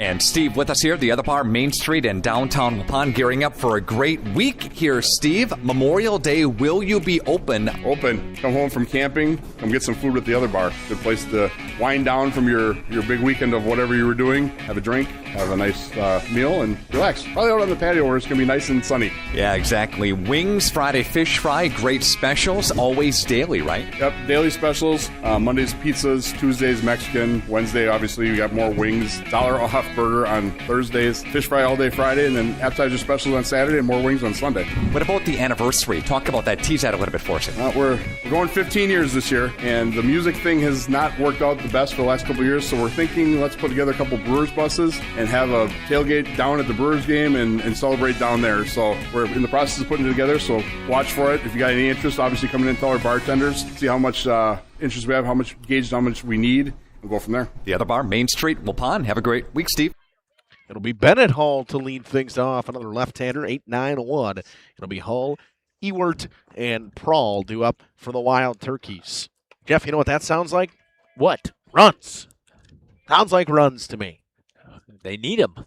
Need them. It was a good answer there by the Tribe, as we were talking about. I mean, if they wouldn't have made that mistake on the bases there, potentially they could have scored another run with it. They would have had runners at second and third. With two down? Yeah. But you never know what could happen there. But it did look like, I can't remember who was running. Was that Sabish? Crosby Cone was running. He was a pinch runner for the catcher. Sabish was limping quite a bit. Well, the guy who scored, Lozer, looked like he was limping a little bit. 2-1 is on the outside corner. It's 2-2. Hull, he worked a 2-0 count to start. He's taken two pitches right on the outside corner. It's 2-2 now. Tribe lead this one 3-2 in the late portions of this game. And Hull, I think that one hit softly. Going to be a tough play. Haim can't even get it out of his glove. Yep. Good job there. Legging that out. Ball took an odd hop out of the box like it kicked off a hole and kicked left. And now it'll be Elijah Ewert. And Bob Spanbauer wants to have a conversation with him before he goes up there. Probably telling him to lay one down. I would think we would be saying the same thing, is that you got to make sure that we get him over, move him over. Trailing by a run here in the bottom of the 5th.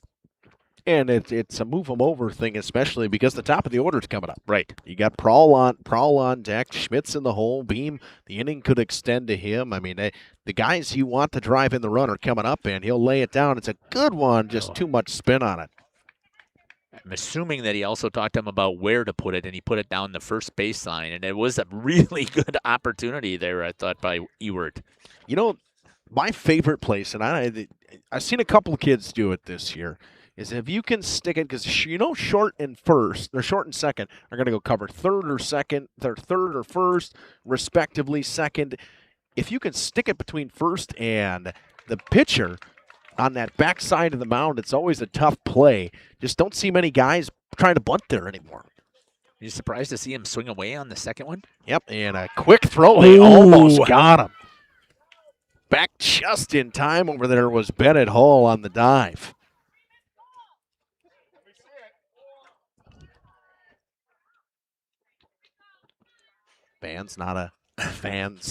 Not really fans of the umpires right now, and they back in a dive is ball, and Hall, and they call the balk, and that's the right thing. That was the right call. He did the jump move. If you do the jump move, you have to throw the ball, and if you don't step off, that's the right call. Bennett Hall will move into scoring position, so didn't even have to bunt him over. Now we'll see what happens here, if that's going to rattle Shield on the mound. After what he thought he had a pick off there, and then he comes back with a balk and moves that runner over, like you said, without even having to have contact with a bat. That pitch just missed. I can remember that the balk is in the miscellaneous on this one. It's 1-2 now. Forget about that. You got to go to the miscellaneous to find the balk. And Ewert watches one on the inside corner for strike 3, and now it's Prowl. Hit by a pitch in his last at-bat. Tying run out at second base in the form of Bennett Hall. Prowl hit one hard in his first at-bat. Didn't even get a chance to swing at his second at-bat. Got drilled in the back with a breaking ball on the first pitch from Landon Shield. If you're Bennett Hall, you don't get too far off the bag. Are you surprised, though, Justin, here we're in the 5th inning and he's only batting for the 3rd time? Yeah, it's been efficient in terms of going through the lineup for Landon Shield. That was a great breaking ball there by Shield. And if you're Prowl, your objective is you're trying to hit the ball to right field. Yep. Especially with the second baseman holding him on. That pitch is a little bit up and in. It's 1-1, and that breaking ball would have been the pitch to just wait on and serve one to right. Right. There's a huge hole over there at first and second, and there is no way that second baseman is going to get back into position. Got it out in front of that outside pitch. It's 1-2 now.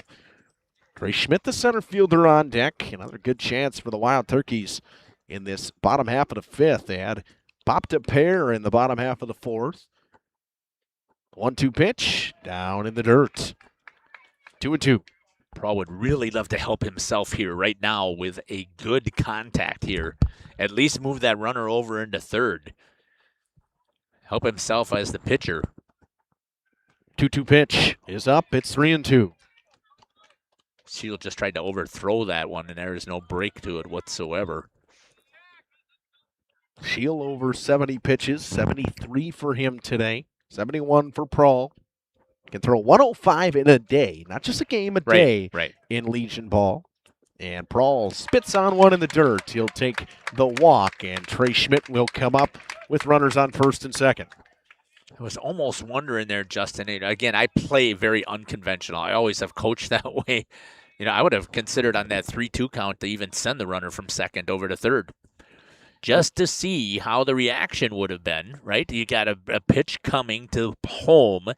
If it's a ball, Is the catcher able to react fast enough to fire over to third? Well, and part of it's, too, what do you know of the base running of Bennett Hull? Is he going to be one of those guys that is of quality to, that's going to get a good enough lead and a good enough jump? It seems like he's fast enough, but the jump is the biggest thing, and knowing his dad is Travis, right? And knowing Travis, he probably is a very good base runner. Right. Travis is a very smart baseball mind, so I would think, but you never know, right? I mean, well, there's no way you're going to see Shields spin and fire over to second. And the pitch is up and in on Schmidt. He squared the bunt. Schmidt is the kind of guy that if he squares one and lays one down, he's probably going to beat it out. Yep, his speed is phenomenal. And with everybody playing back, you're kind of confused if you're a Tribe fan. And a high chopper. This is not going to be a double play, and it might not even be one. A nice play by Burnt to flip it over to first. And this is the guy you want coming up with runners in scoring positions for the Wild Turkeys. Runners move to second and third on the if-so facto sacrifice bunt, basically, from Trey Schmidt. Ground ball to the right side does the exact same thing. So 2 down, and Chase Beam steps in. And that's probably the right choice. Yep, I would agree with that. They're going to walk him. Is that in play or is that in miscellaneous? In play. Somewhere. Oh, there it is. Yep, very first one. And now it's Brendan Redeker, who has had a rough day at the plate. He is 0 for 2. He's seen 6 pitches. He's struck out looking both times. See if the coaching decision pays off. Jeff, thinking about this today, and it just came across my mind, I don't think we've seen a wild pitch today. I don't think we have. Not so far. That's quite rare. A 1 pitch from Shield to Redeker. And he chases one down. A nice breaking ball again from Landon Shield. The bottom just dropped out of that pitch. It's 0-2. Yeah, I think, Justin, that's been the trouble right here for Redeker the whole time, if I recall. I think he's been having a hard time picking up those breaking balls. 0-2, and he popped him up. Going to be a tough play. The right fielder makes the right call. Jacobson calls everybody off. The bases are stranded and loaded.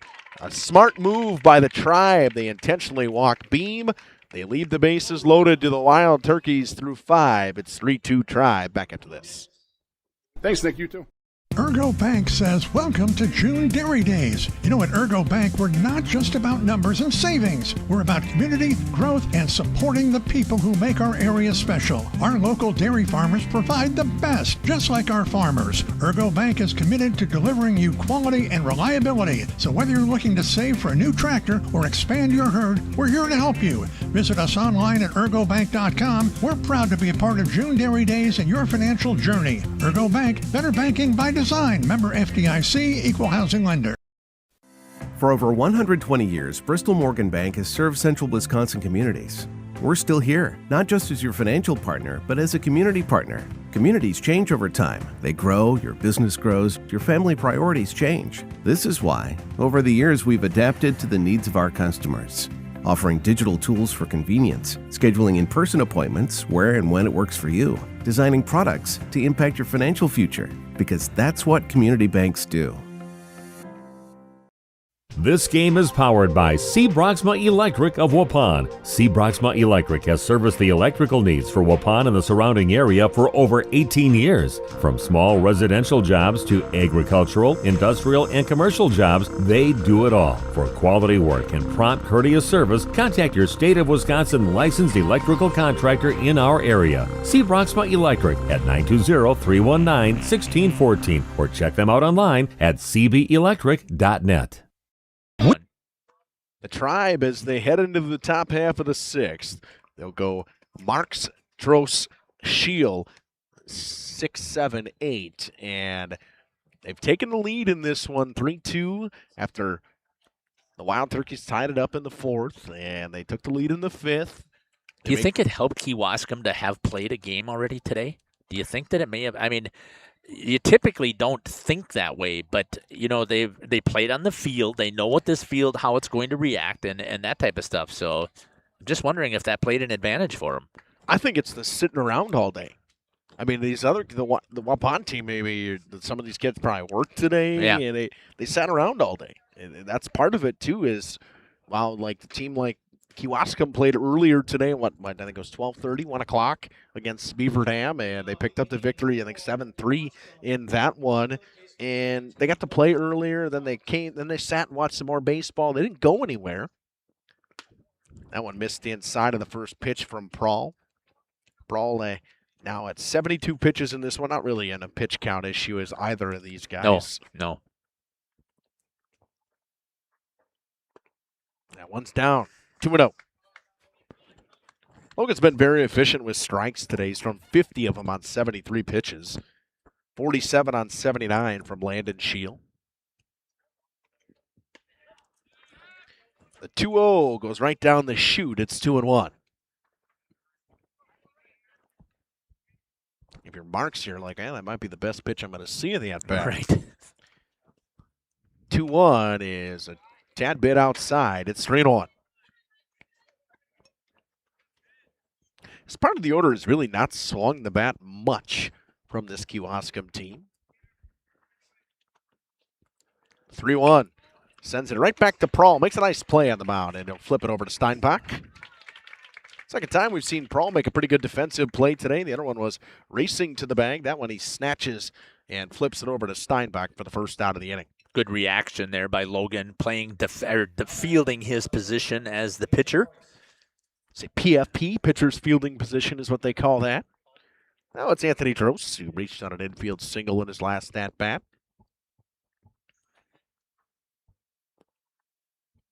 First pitch from Prawl. Outside corner called strike. It's 0-1.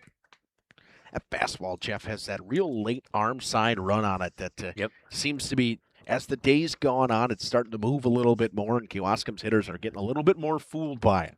A little nice tail off of that pitch. Two-seam run, as they say. Who's they?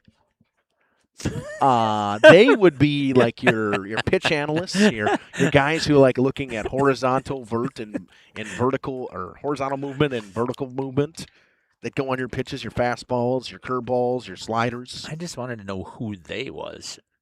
Analysts. Okay. Or people who are analytic people, I guess. Yeah, your analytic guys. The people that you're following on Instagram. No, the guy, you know what? My favorite thing that I think I've seen, now that you go to Brewer games and all these different ballparks, it's just in St. Louis for a couple of games, is now they have the vertical break and the horizontal break and the pitch speed and everything up on the board so you can turn around and look at that stuff. I like looking at that stuff. 2-2 is served to left, and that's what they say. It's served to left. A lot of spin on that ball, and it's in a Texas leaguer for Anthony Drost. Excuse me, swing with a lot of spin on it, hit the ground, and just kicked off to the baseline. Good job there by Hull to stay with it. And almost kicked too far left of him that it got away from him. Would have had double written all over it for Anthony Drost if it got away from him at Hull.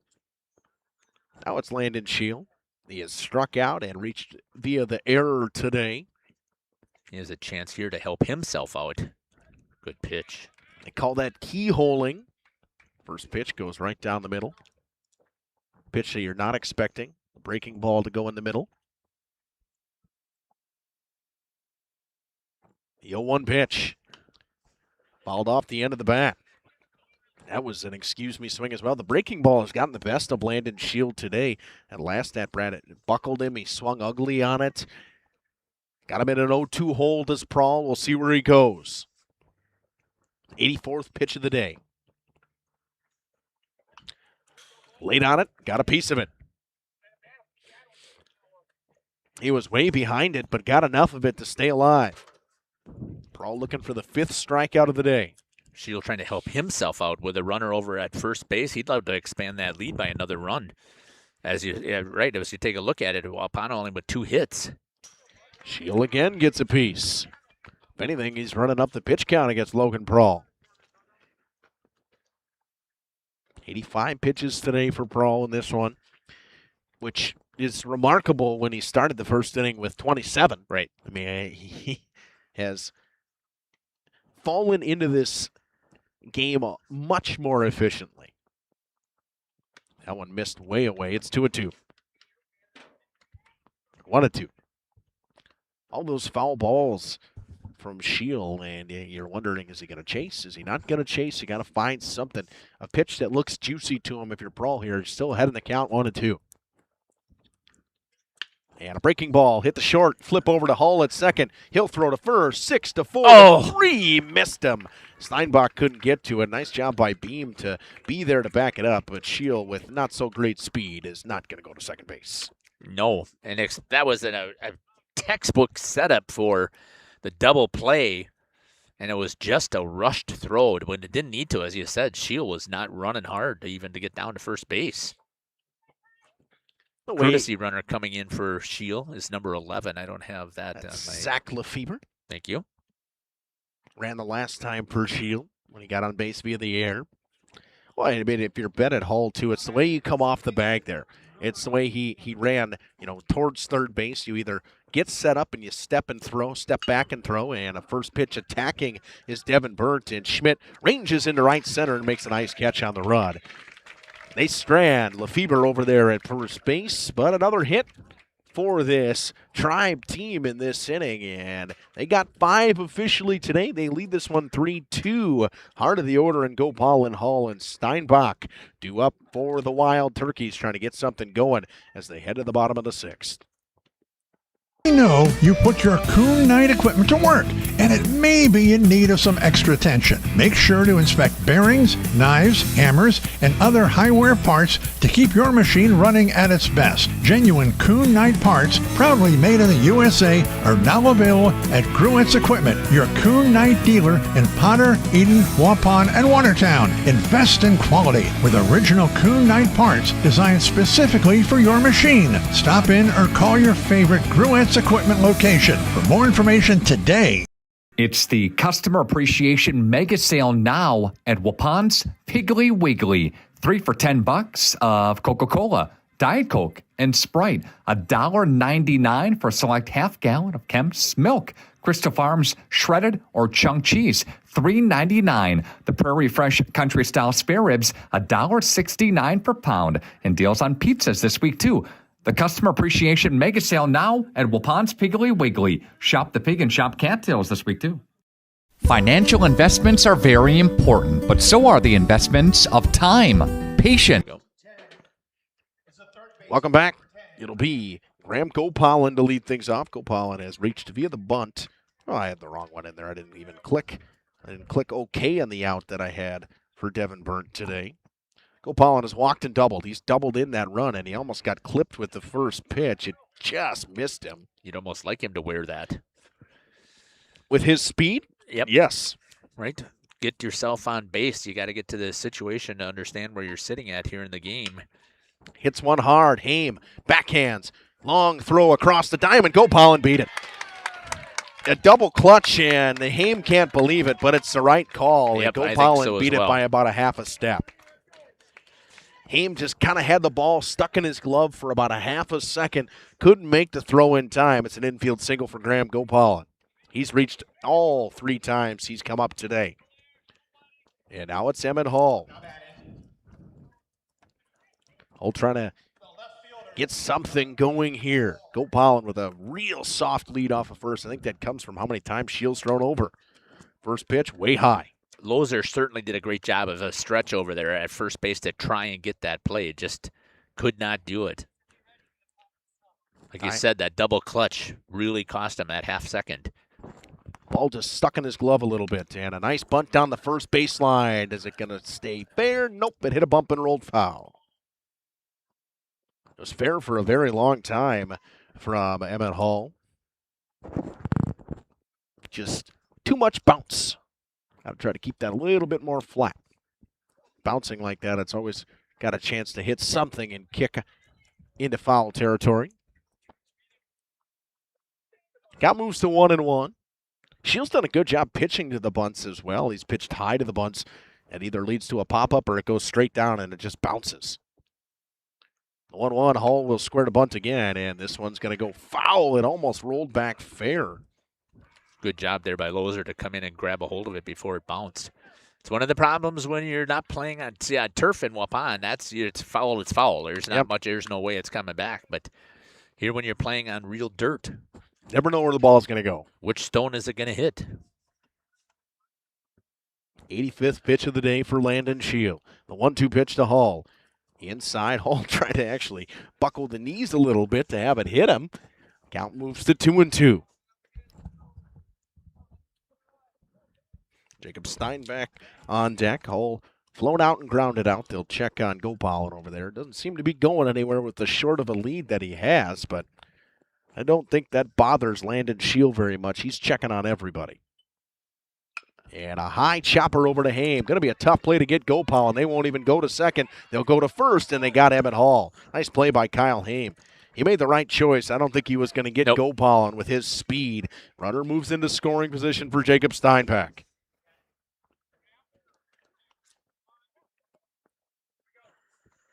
One down. Steinbach is 0 for 2 with a fly out and a ground out today. Made a couple nice plays over at first today. Yep. And he skies one towards Devin Burnt over at second base, and he will make the grab. 2 down.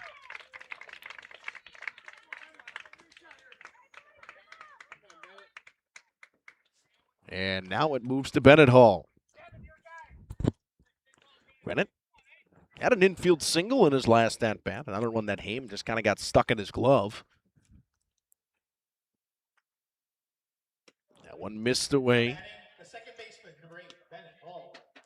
What do you got for a pitch count for It'll be Shield? 89th pitch of the day right here. That's what I thought. Talk about even in the pitch count, right? That one's down. It's 2-0. If you're looking at this, if you're a Waupun fan, you're like, all right, well, we may not score this run, but where we're at in our order coming up in the bottom of the 7th would be ideal. And that one sent to center field. Coming in quickly. It's going to fall in front of him. Oh. They will stop Gopal because he wasn't paying attention. He was not running hard. You should have been running on contact, and Bob Spanbauer throws his hands in a little bit of disgust. But the inning extends, and it goes to Elijah Ewert. Especially when you're trailing by a run, and to have an upperclassman like that make that mental mistake to just be jogging, you got to be on your horse from second. And with his speed, like you said, Justin, he scores. They check on it. Bennett Hall again. He almost got picked off in his last time he was on base.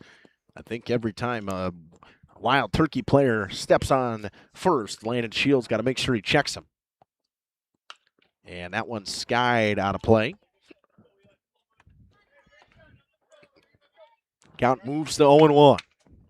Runners on the corners with 2 downs. Best chance of the game here for the Wild Turkeys.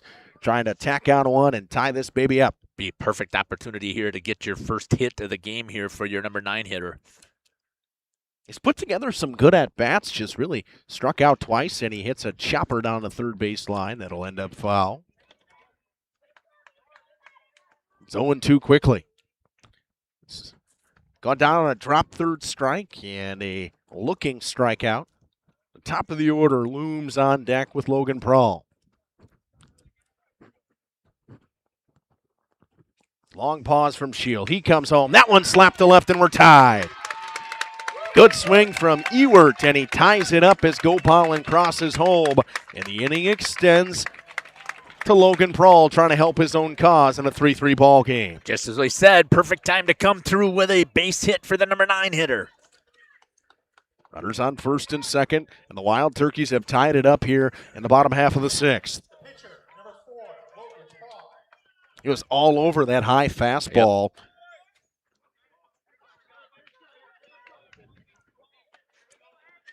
Still opportunities here for Prawl.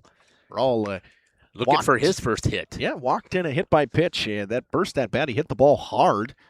That went in there for a strike on the low outside corner. It's 0-1. Tribe have responded every time that the Wild Turkeys have done something offensively. Just the one time they scored the 2, the Tribe took the lead right back. Wild Turkey's trying to take the lead here for the first time today. That one chopped towards third. A smart play just to step on it by Marks. They strand 2, but we're tied through 6. 3-3, 5 hits apiece in this one for both teams. An error for the Tribe, 2 errors for the Wild Turkeys. We head to the 7th.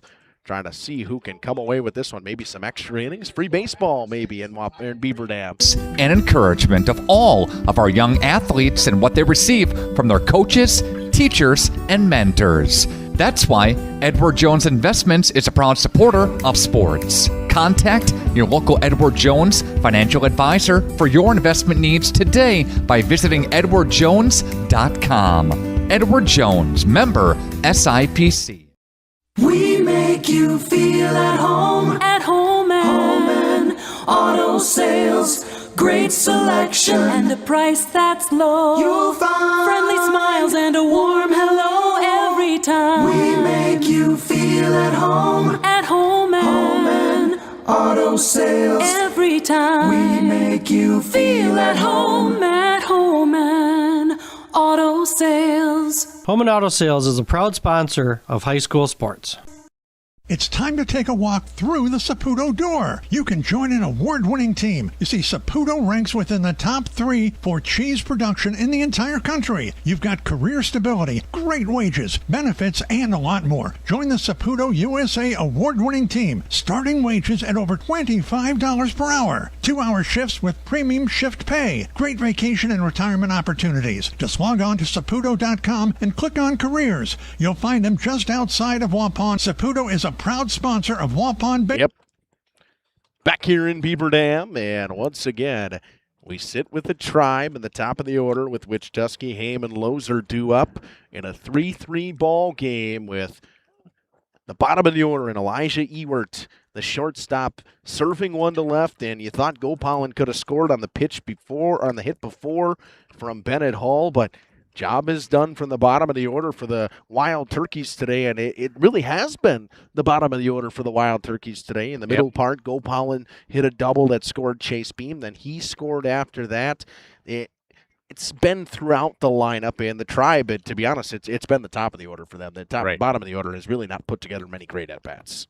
So on Giannis's app right now, you're betting that he's going to lay down a bunt right here. Giannis's app, yeah. Well, Gopalin's not playing as far in as the last time he was, but he's 2 for 3 the last time he didn't bunt because Gopalin wisely played up, and this time he'll stay right on the edge of the grass, which Tusky swings at the first pitch, but he did that the first time he came up. He swung at the first pitch, and then he laid one down. Brawl comes back out. His 90th pitch of the day. He can go to 105. And a swing and a miss. An ugly swing from Wichtusky. It's 0-2.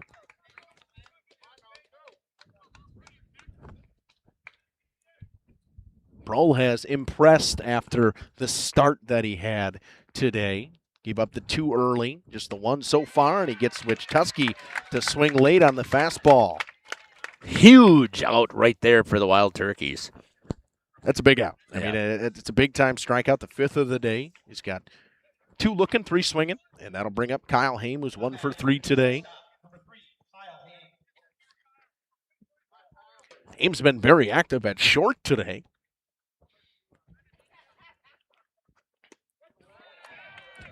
Breaking ball to start, finds the outside corner, it's 0-1.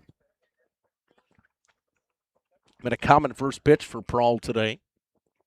Been placing it very well. And Haim pops it way up. Prawl will make the grab. And Jeff, I never get to my pet peeves with that. I hate when a pitcher makes that play. Yep, I agree with you. But I don't know that necessarily that Steinbach was going to be in position because it was coming up the line, and it's tough with the catcher's glove for the catcher to take that. So, and I respect Beam for stepping off right away. He was up. He knew where it was, and Prawl called it, and he just took it. Ball was skied in the air. Now it's Cole Loser, and trying to work very quickly in this inning is Logan Prawl. He came into the inning with 88 pitches. He's got 94. He's thrown nothing but strikes. Which, again, with that extra 5 pitches, that if they would need him, he could come back out and start the 8th.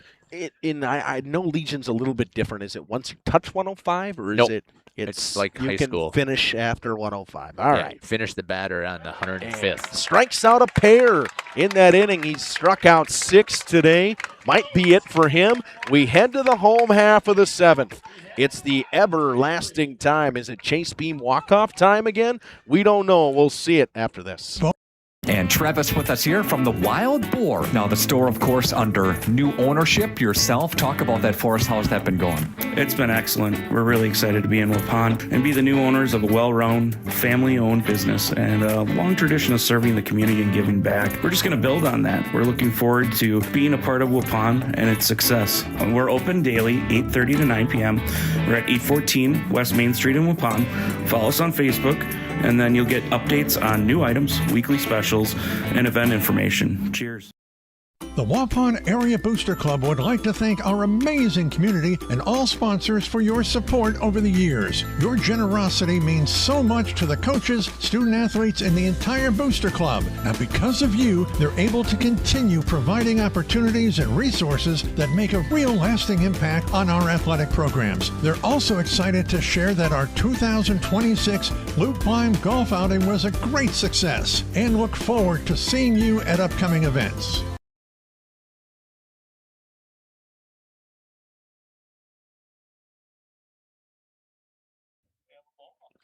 Welcome back here on Radio Plus Video Sports and Jeff's live streams. And Justin Schwartzmiller alongside Jeff Sauer here in Beaver Dam. Again, thank you for the hospitality for the setup we had from, I think, Jeff Eberly, right? Yep, Jeff Eberly. Yep. It was Nice a job fantastic setup from him. I mean, being able to have the tent up for us is quite nice. I mean, now that the sun's down, it's not too bad. Lights have plopped their way on, and a chance for a walk-off here in Beaver Dam.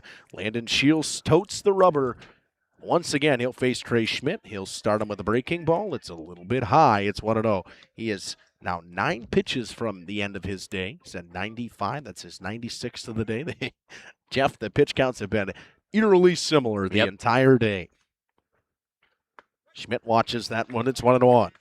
Maybe he was even instructed to try to work the count in. Maybe not have Landon Shield face Chase Beam. 1-1. Just a bit outside. It's 2-1. Work the count, but still get on because with his speed and, again, his experience, you would think they'd be able to figure out a way to manufacture this run. 2-1 pitch. Up and away, 3-1. It'll be the 100th pitch of the day coming right here from Landon Shield.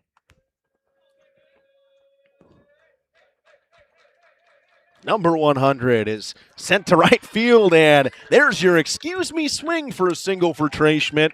Has not had it going with the bat today, but he gets it going with a one off the inside of the hands and a flare to right, and now it's Beam, and are they going to walk him? I think they're going to walk him. You think so? Yeah, he's pointing to first. Maybe not. I think that's a mistake if he does. Nope, I think they're going to have a pitching change I would say. I mean, that would be a huge mistake. That's exactly what we're going to see here. A new chucker coming in for the Tribe. It was a great game for Landon Shield. He has nothing to hang his head on. He only gave up 3. He was pitched very well and into the 7th inning. We'll take a short break. Back after this, Chase Beam trying to walk it off here in Beaver Dam.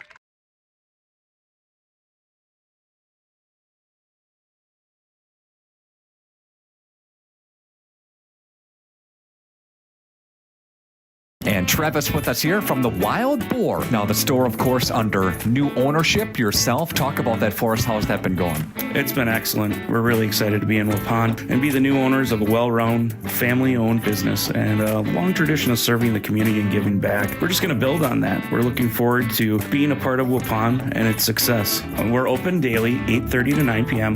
We're at 814 West Main Street in Waupun. Follow us on Facebook, and then you'll get updates on new items, weekly specials, and event information. Cheers. It's time to take a walk through the Saputo door. You can join an award-winning team. You see, Saputo ranks within the top 3 for cheese production in the entire country. You've got career stability, great wages, benefits, and a lot more. Join the Saputo USA award-winning team. Starting wages at over $25 per hour. 2-hour shifts with premium shift pay. Great vacation and retirement opportunities. Just log on to Saputo.com and click on careers. You'll find them just outside of Waupun. Saputo is a proud sponsor of Waupun Baseball. Financial investments are very important, but so are the investments of time, patience, and encouragement of all of our young athletes and what they receive from their coaches, teachers, and mentors. That's why Edward Jones Investments is a proud supporter of sports. Contact your local Edward Jones financial advisor for your investment needs today by visiting edwardjones.com. Edward Jones, member SIPC. We make you feel at home and auto sales. Great selection and a price that's low. You'll find friendly smiles and a warm hello every time. We make you feel at home and auto sales. Every time we make you feel at home and auto sales. Home and Auto Sales is a proud sponsor of high school sports. It'll be Cole Loser to step onto the rubber. It'll be a left-hander to face Chase Beam, and Trey Schmidt will lead off at first. Kyle Haim moves to first. Anthony Drost comes in from left, and I didn't see who went to left. And first pitch, swinging, goes back to Loser to second. On to first, double play. Wow. What a play from Cole Loser. They double up Beam, and it's Loser flipping it to Drost, over to Haim.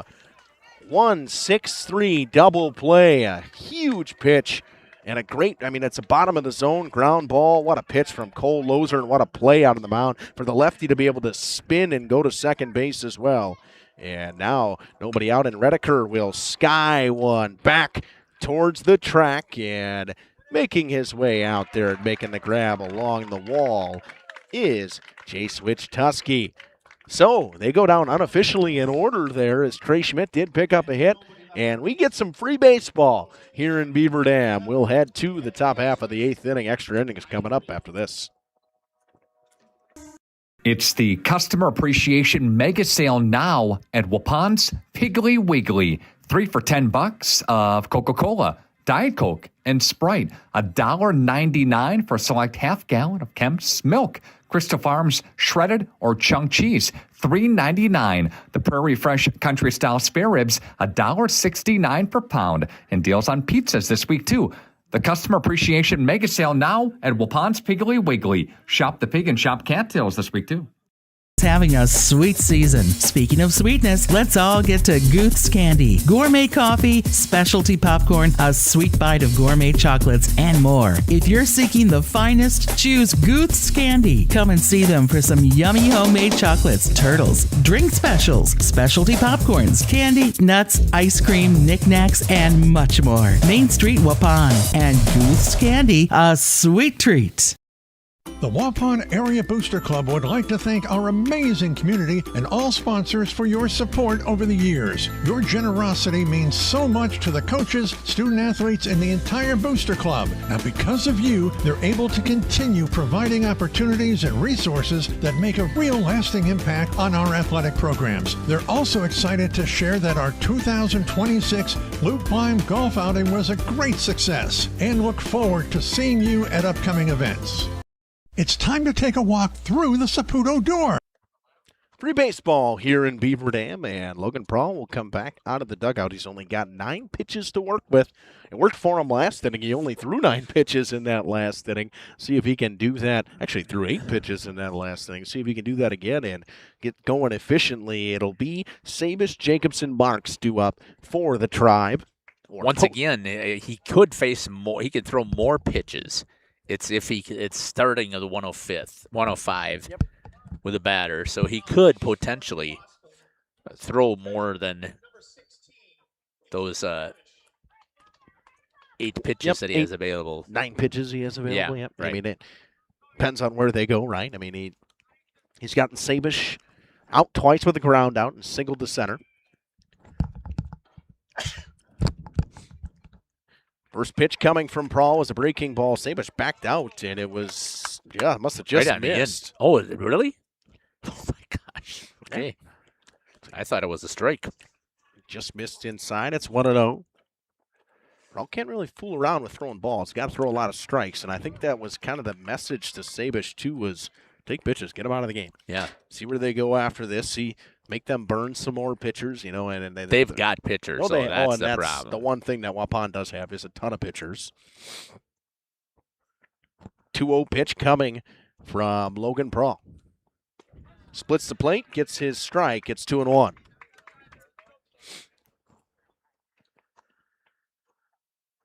Sabish had that pinch runner, courtesy runner come in for him, which Crosby Cohn was the guy who got tagged out at third base, where we could not even be in this situation. And an ugly swing from Sabish. It's 2-2. They could have tacked on more. They would have had runners on second and third with 2 down. Obviously, you don't know if they're going to score, but they could have tacked on more. Right. Well, you had the same situation with Goal Pollen, too, right? Sabish calls time, and he'll step off the rubber. Step off the rubber, Will Prawl. He's just got to stand there. He's ready to go. He wants to throw his pitch. The 2-2 inside corner. Sabish goes down looking. Got caught crowding the plate a little bit, and that's pitch 101, so he's got some to work with. He throws 3 strikes right here. Yep. There's your 104, and you'll be able to start the next hitter. Or gets a first pitch out. Right. Could get a first pitch out as well, and that's. But your hitter, be sitting up there say you're taking the first 2. He did, and he took a strike. It's also situational awareness too, is you got to make sure that you have, as a coach, you want your guys to be smart enough to understand that. The 1, and he'll serve that one out of play. There's your first 2 strikes, Jeff. It's 0-2.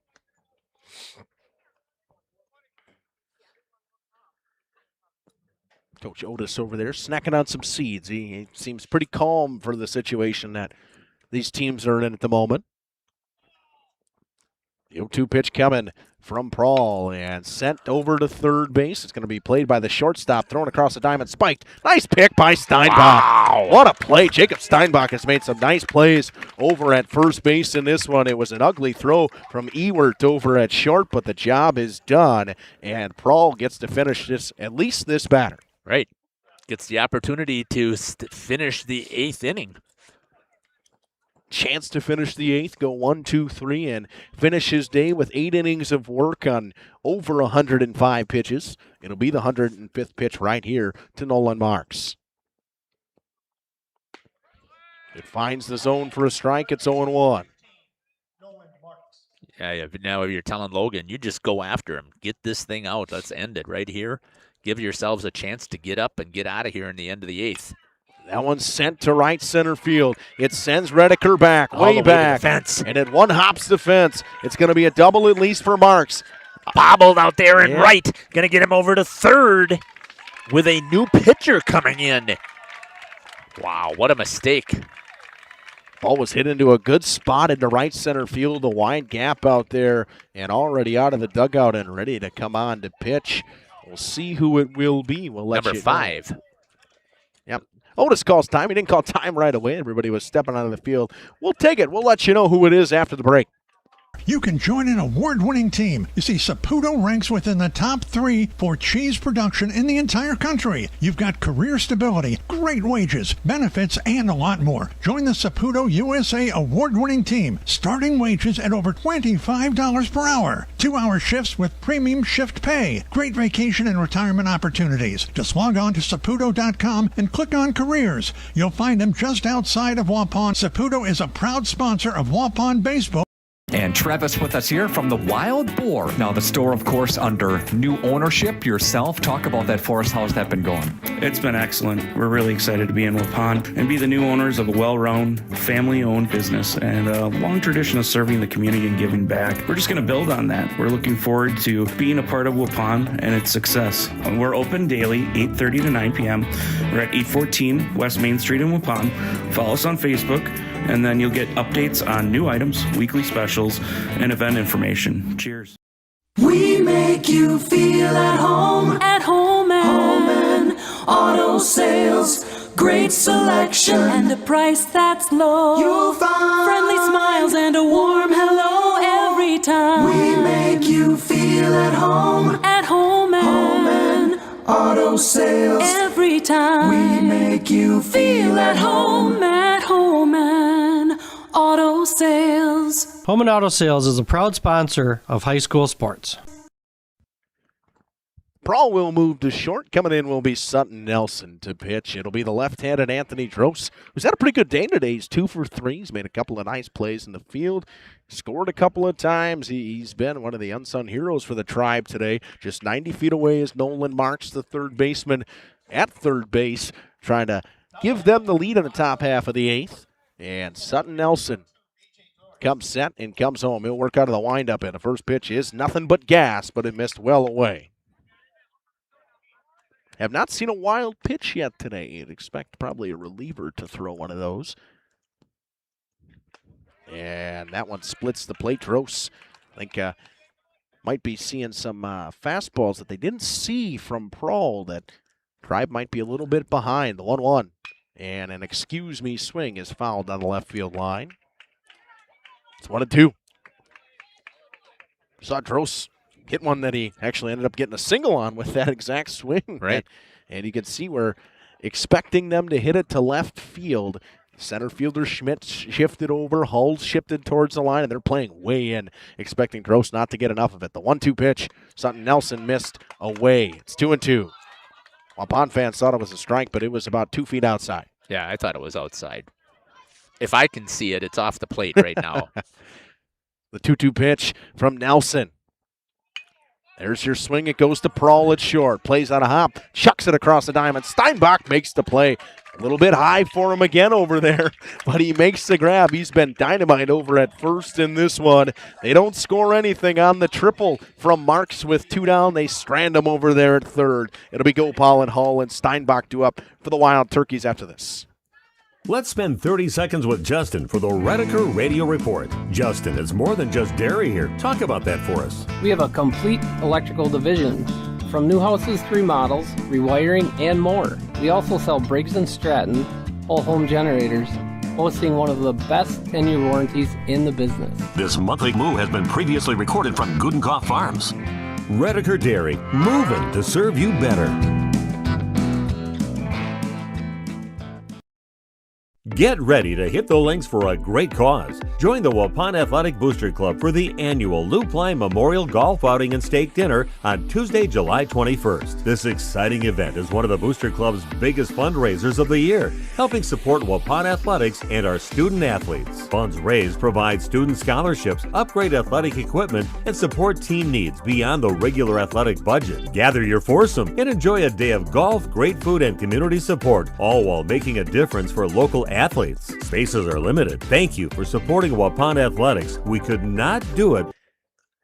Back here in Beaver Dam, it'll be 5, 6, 7. Gopal and Hull and Steinbach. Gopal has yet to be retired at all today. He's probably been the hero for Waupun. He's made up for those couple of errors that he had over at third base with his bat today. He's walked, he's doubled, he's singled. He drove in the first run of the game, which was Chase Beam, and Cole Loser's ready to go. He's just sitting out on the mound, waiting with the glove ready, waiting for Gopal to get set in the box.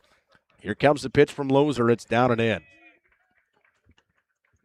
See if Waupun can walk this thing off here in the bottom of the 8th and end it. The 1-0 pitch. Outside corner, nice pitch from Loser. He's been very good since entering. He's only thrown 3-4 pitches now. They were all for strikes. And that one hit to right field. It's falling fast, and a little bleeder again for Gopal. Whatever it takes to get that lead runner on is what the the Wild Turkeys are looking to do here from post 210. But Gopal, a guy with good speed as well, and realizing that Emmett Hull might be squaring is Nolan Marks. Out and left, actually, now. I'm expecting to see Gopal run. And there's your first wild pitch of the day, and you don't even have to square the bunt, Jeff. Nope. Now, if you square the bunt, he's just 90 feet away if you lay it down right. Out and left, actually, is Alex Byer. I did see that in that last inning. He was the guy who would have came up, number 10.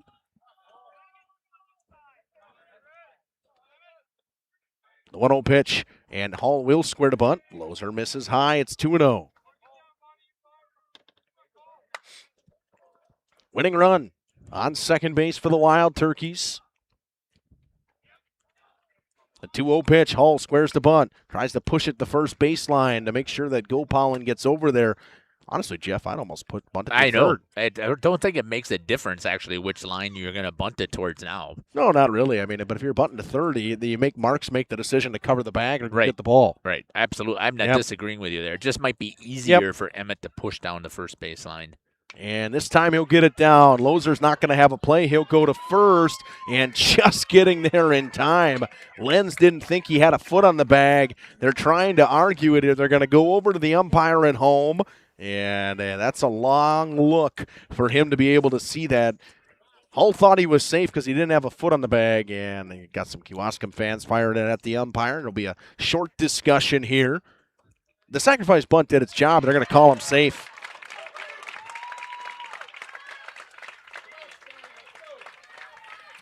Probably right. It looked like Devin Burnt just kind of stumbled over his feet and never really had a chance, so nobody out. And the winning run just 90 feet away. For the Wild Turkeys here. And it's Steinbach. And now they're going to have a conversation. And this is probably the right conversation if you're a Tribe fan. And you say, okay, well, how do you get together and make that call? How does that call get made in that situation?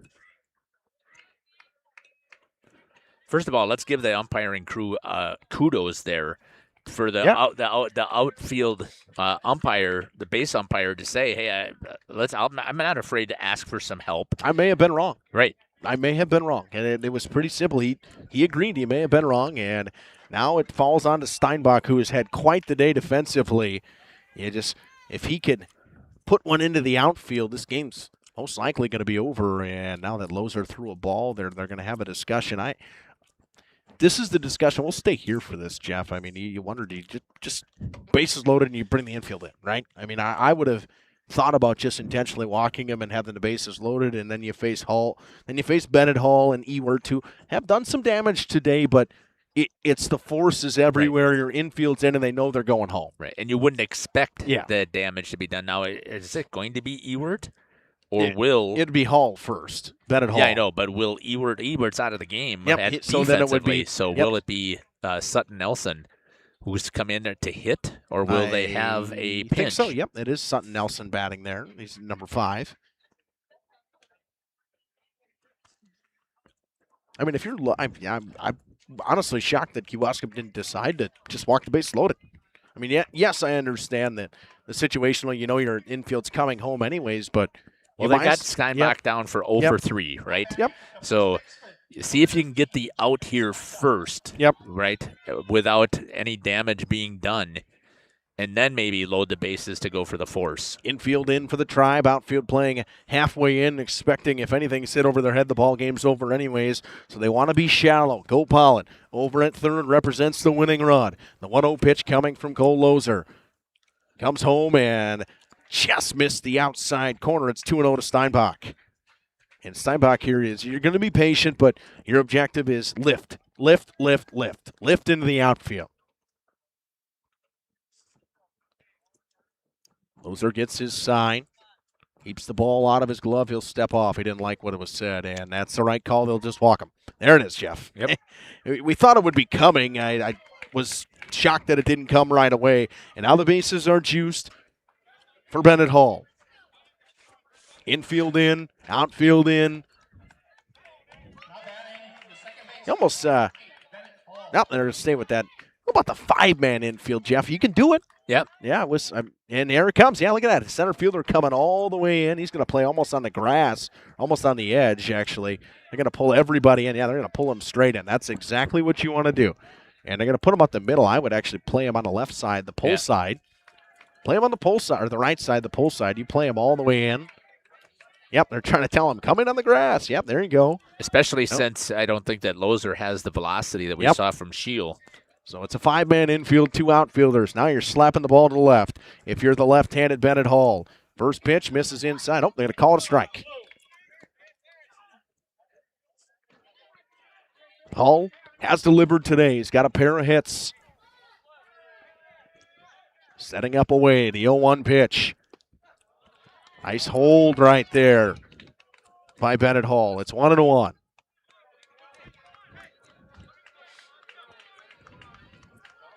1-1.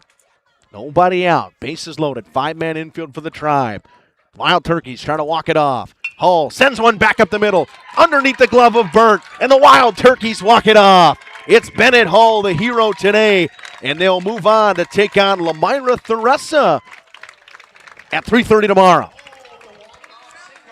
What a great job there by the Wild Turkeys to battle here. But props, you got to give credit here to the Kewaskum Tribe for the fantastic game that they had here today, Justin. What a game it was. We'll have a little bit of a recap coming up in just a few moments. Back up to this on Radio Plus Video Sports in cooperation with Jeff's Live Streams. You're listening to Justin Schwartzmiller and Jeff Sauer from Beaver Dam High School. Without you. Having a sweet season. Speaking of sweetness, let's all get to Guth's Candy. Gourmet coffee, specialty popcorn, a sweet bite of gourmet chocolates, and more. If you're seeking the finest, choose Guth's Candy. Come and see them for some yummy homemade chocolates, turtles, drink specials, specialty popcorns, candy, nuts, ice cream, knickknacks, and much more. Main Street, Waupun. And Guth's Candy, a sweet treat.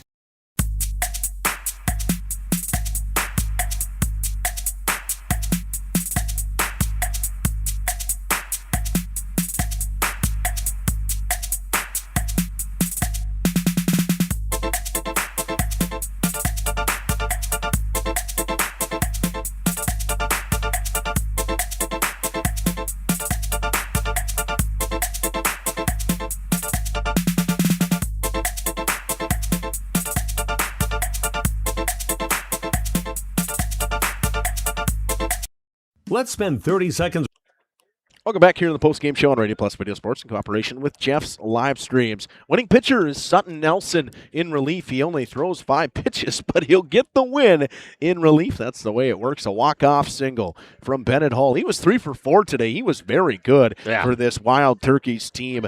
And really not a lot of RBIs. There were some errors in this one. An RBI for Gopalin, an RBI for Emmett Hall, and an RBI to win it for Bennett Hall. 3 for 4, 3 singles. He was great today, and he was pretty good on the defensive side, minus the one throw on that double play where he zipped it a little bit outside of Steinbach. Jeff, if I was throwing a player of the game today, I might actually throw it to Jacob Steinbach because he made some great plays. Nice pick over at first, the high throw that he ended up with the tag on, a couple of hits there and a point. He was 0 for 3 today, and they walked him at the end. It was the bottom of the lineup, really, for the Wild Turkeys that got them going today. Yeah, my player of the game is I'm going to give it over there to Bennett Hall. What a fantastic job for that young man battling today at the plate, coming through 3 for 4, Justin, at the plate. You take away, would they only have 6 hits, 7 hits? I think we have him down for 7 hits. Yeah, 7 official, I think it was. Right. Yep. He's got 3 of the 7 for the team. I mean, that's just phenomenal for that young man, and coming through in the clutch with bases loaded to punch in the game-winning run here to open up the Double-A regionals here in Beaver Dam. Just a phenomenal output there at the plate by Bennett Hall. So the Wild Turkeys continue on their trek. They move deeper into the winner's bracket. They take on the Bolts, as they say, tomorrow. It's post 270 and 347, I believe. I should really know that. I am from Theresa, and it is, I think Theresa's post 270 for sure. That I do know. They will play at 3:30. We'll have that for you. Pregame show 3:15, 3:10, somewhere in there. We may even have a chat with Otis before the game. Why not? I don't know yet. Yeah, we'll see what we can get done. What we got going on here. This has been Justin Schwartzmiller alongside Jeff Sauer. Beautiful day for baseball. Once again, thank you to Jeff Eberly for having this all set up for us. This area was great. A great spot to call a game, and just a great spot to watch a ball game. If you don't want to sit at home and listen to the game, come on down to Beaver Dam tomorrow. Say hi. We'll be back up here. At least I will be back up here again tomorrow. I want to thank Jeff for joining me and coming to help out again today. It was a beautiful day for baseball. Wild Turkeys win 4-3 in 8. A beautiful day on the mound from Prawl and Landon Shield of Kewaskum. Both guys pitched very well in a pitcher's duel in a 4-3 win for the Wild Turkeys. Thank you, everybody. God bless, and have a great night. Jeff, what else you got here? We're done here. Again, a fantastic job. Justin, once again, great job with the call. And again, congratulations to Post 210, the Wild Turkeys advancing in the winners bracket. Logan Prawl goes 8 innings on the mound. He did a fantastic job of pitching for the Wild Turkeys. Once again, 3:30 tomorrow as the Bolts from Lamira, Theresa, Brownsville, and what's the S? What am I missing? No, the S is just there. It's Oakfield. Okay, got it. Are going to be taking on the Wild Turkeys from Post 210. Thanks again for listening to us here. Take care. God bless, and we can't wait to see you at a diamond near us.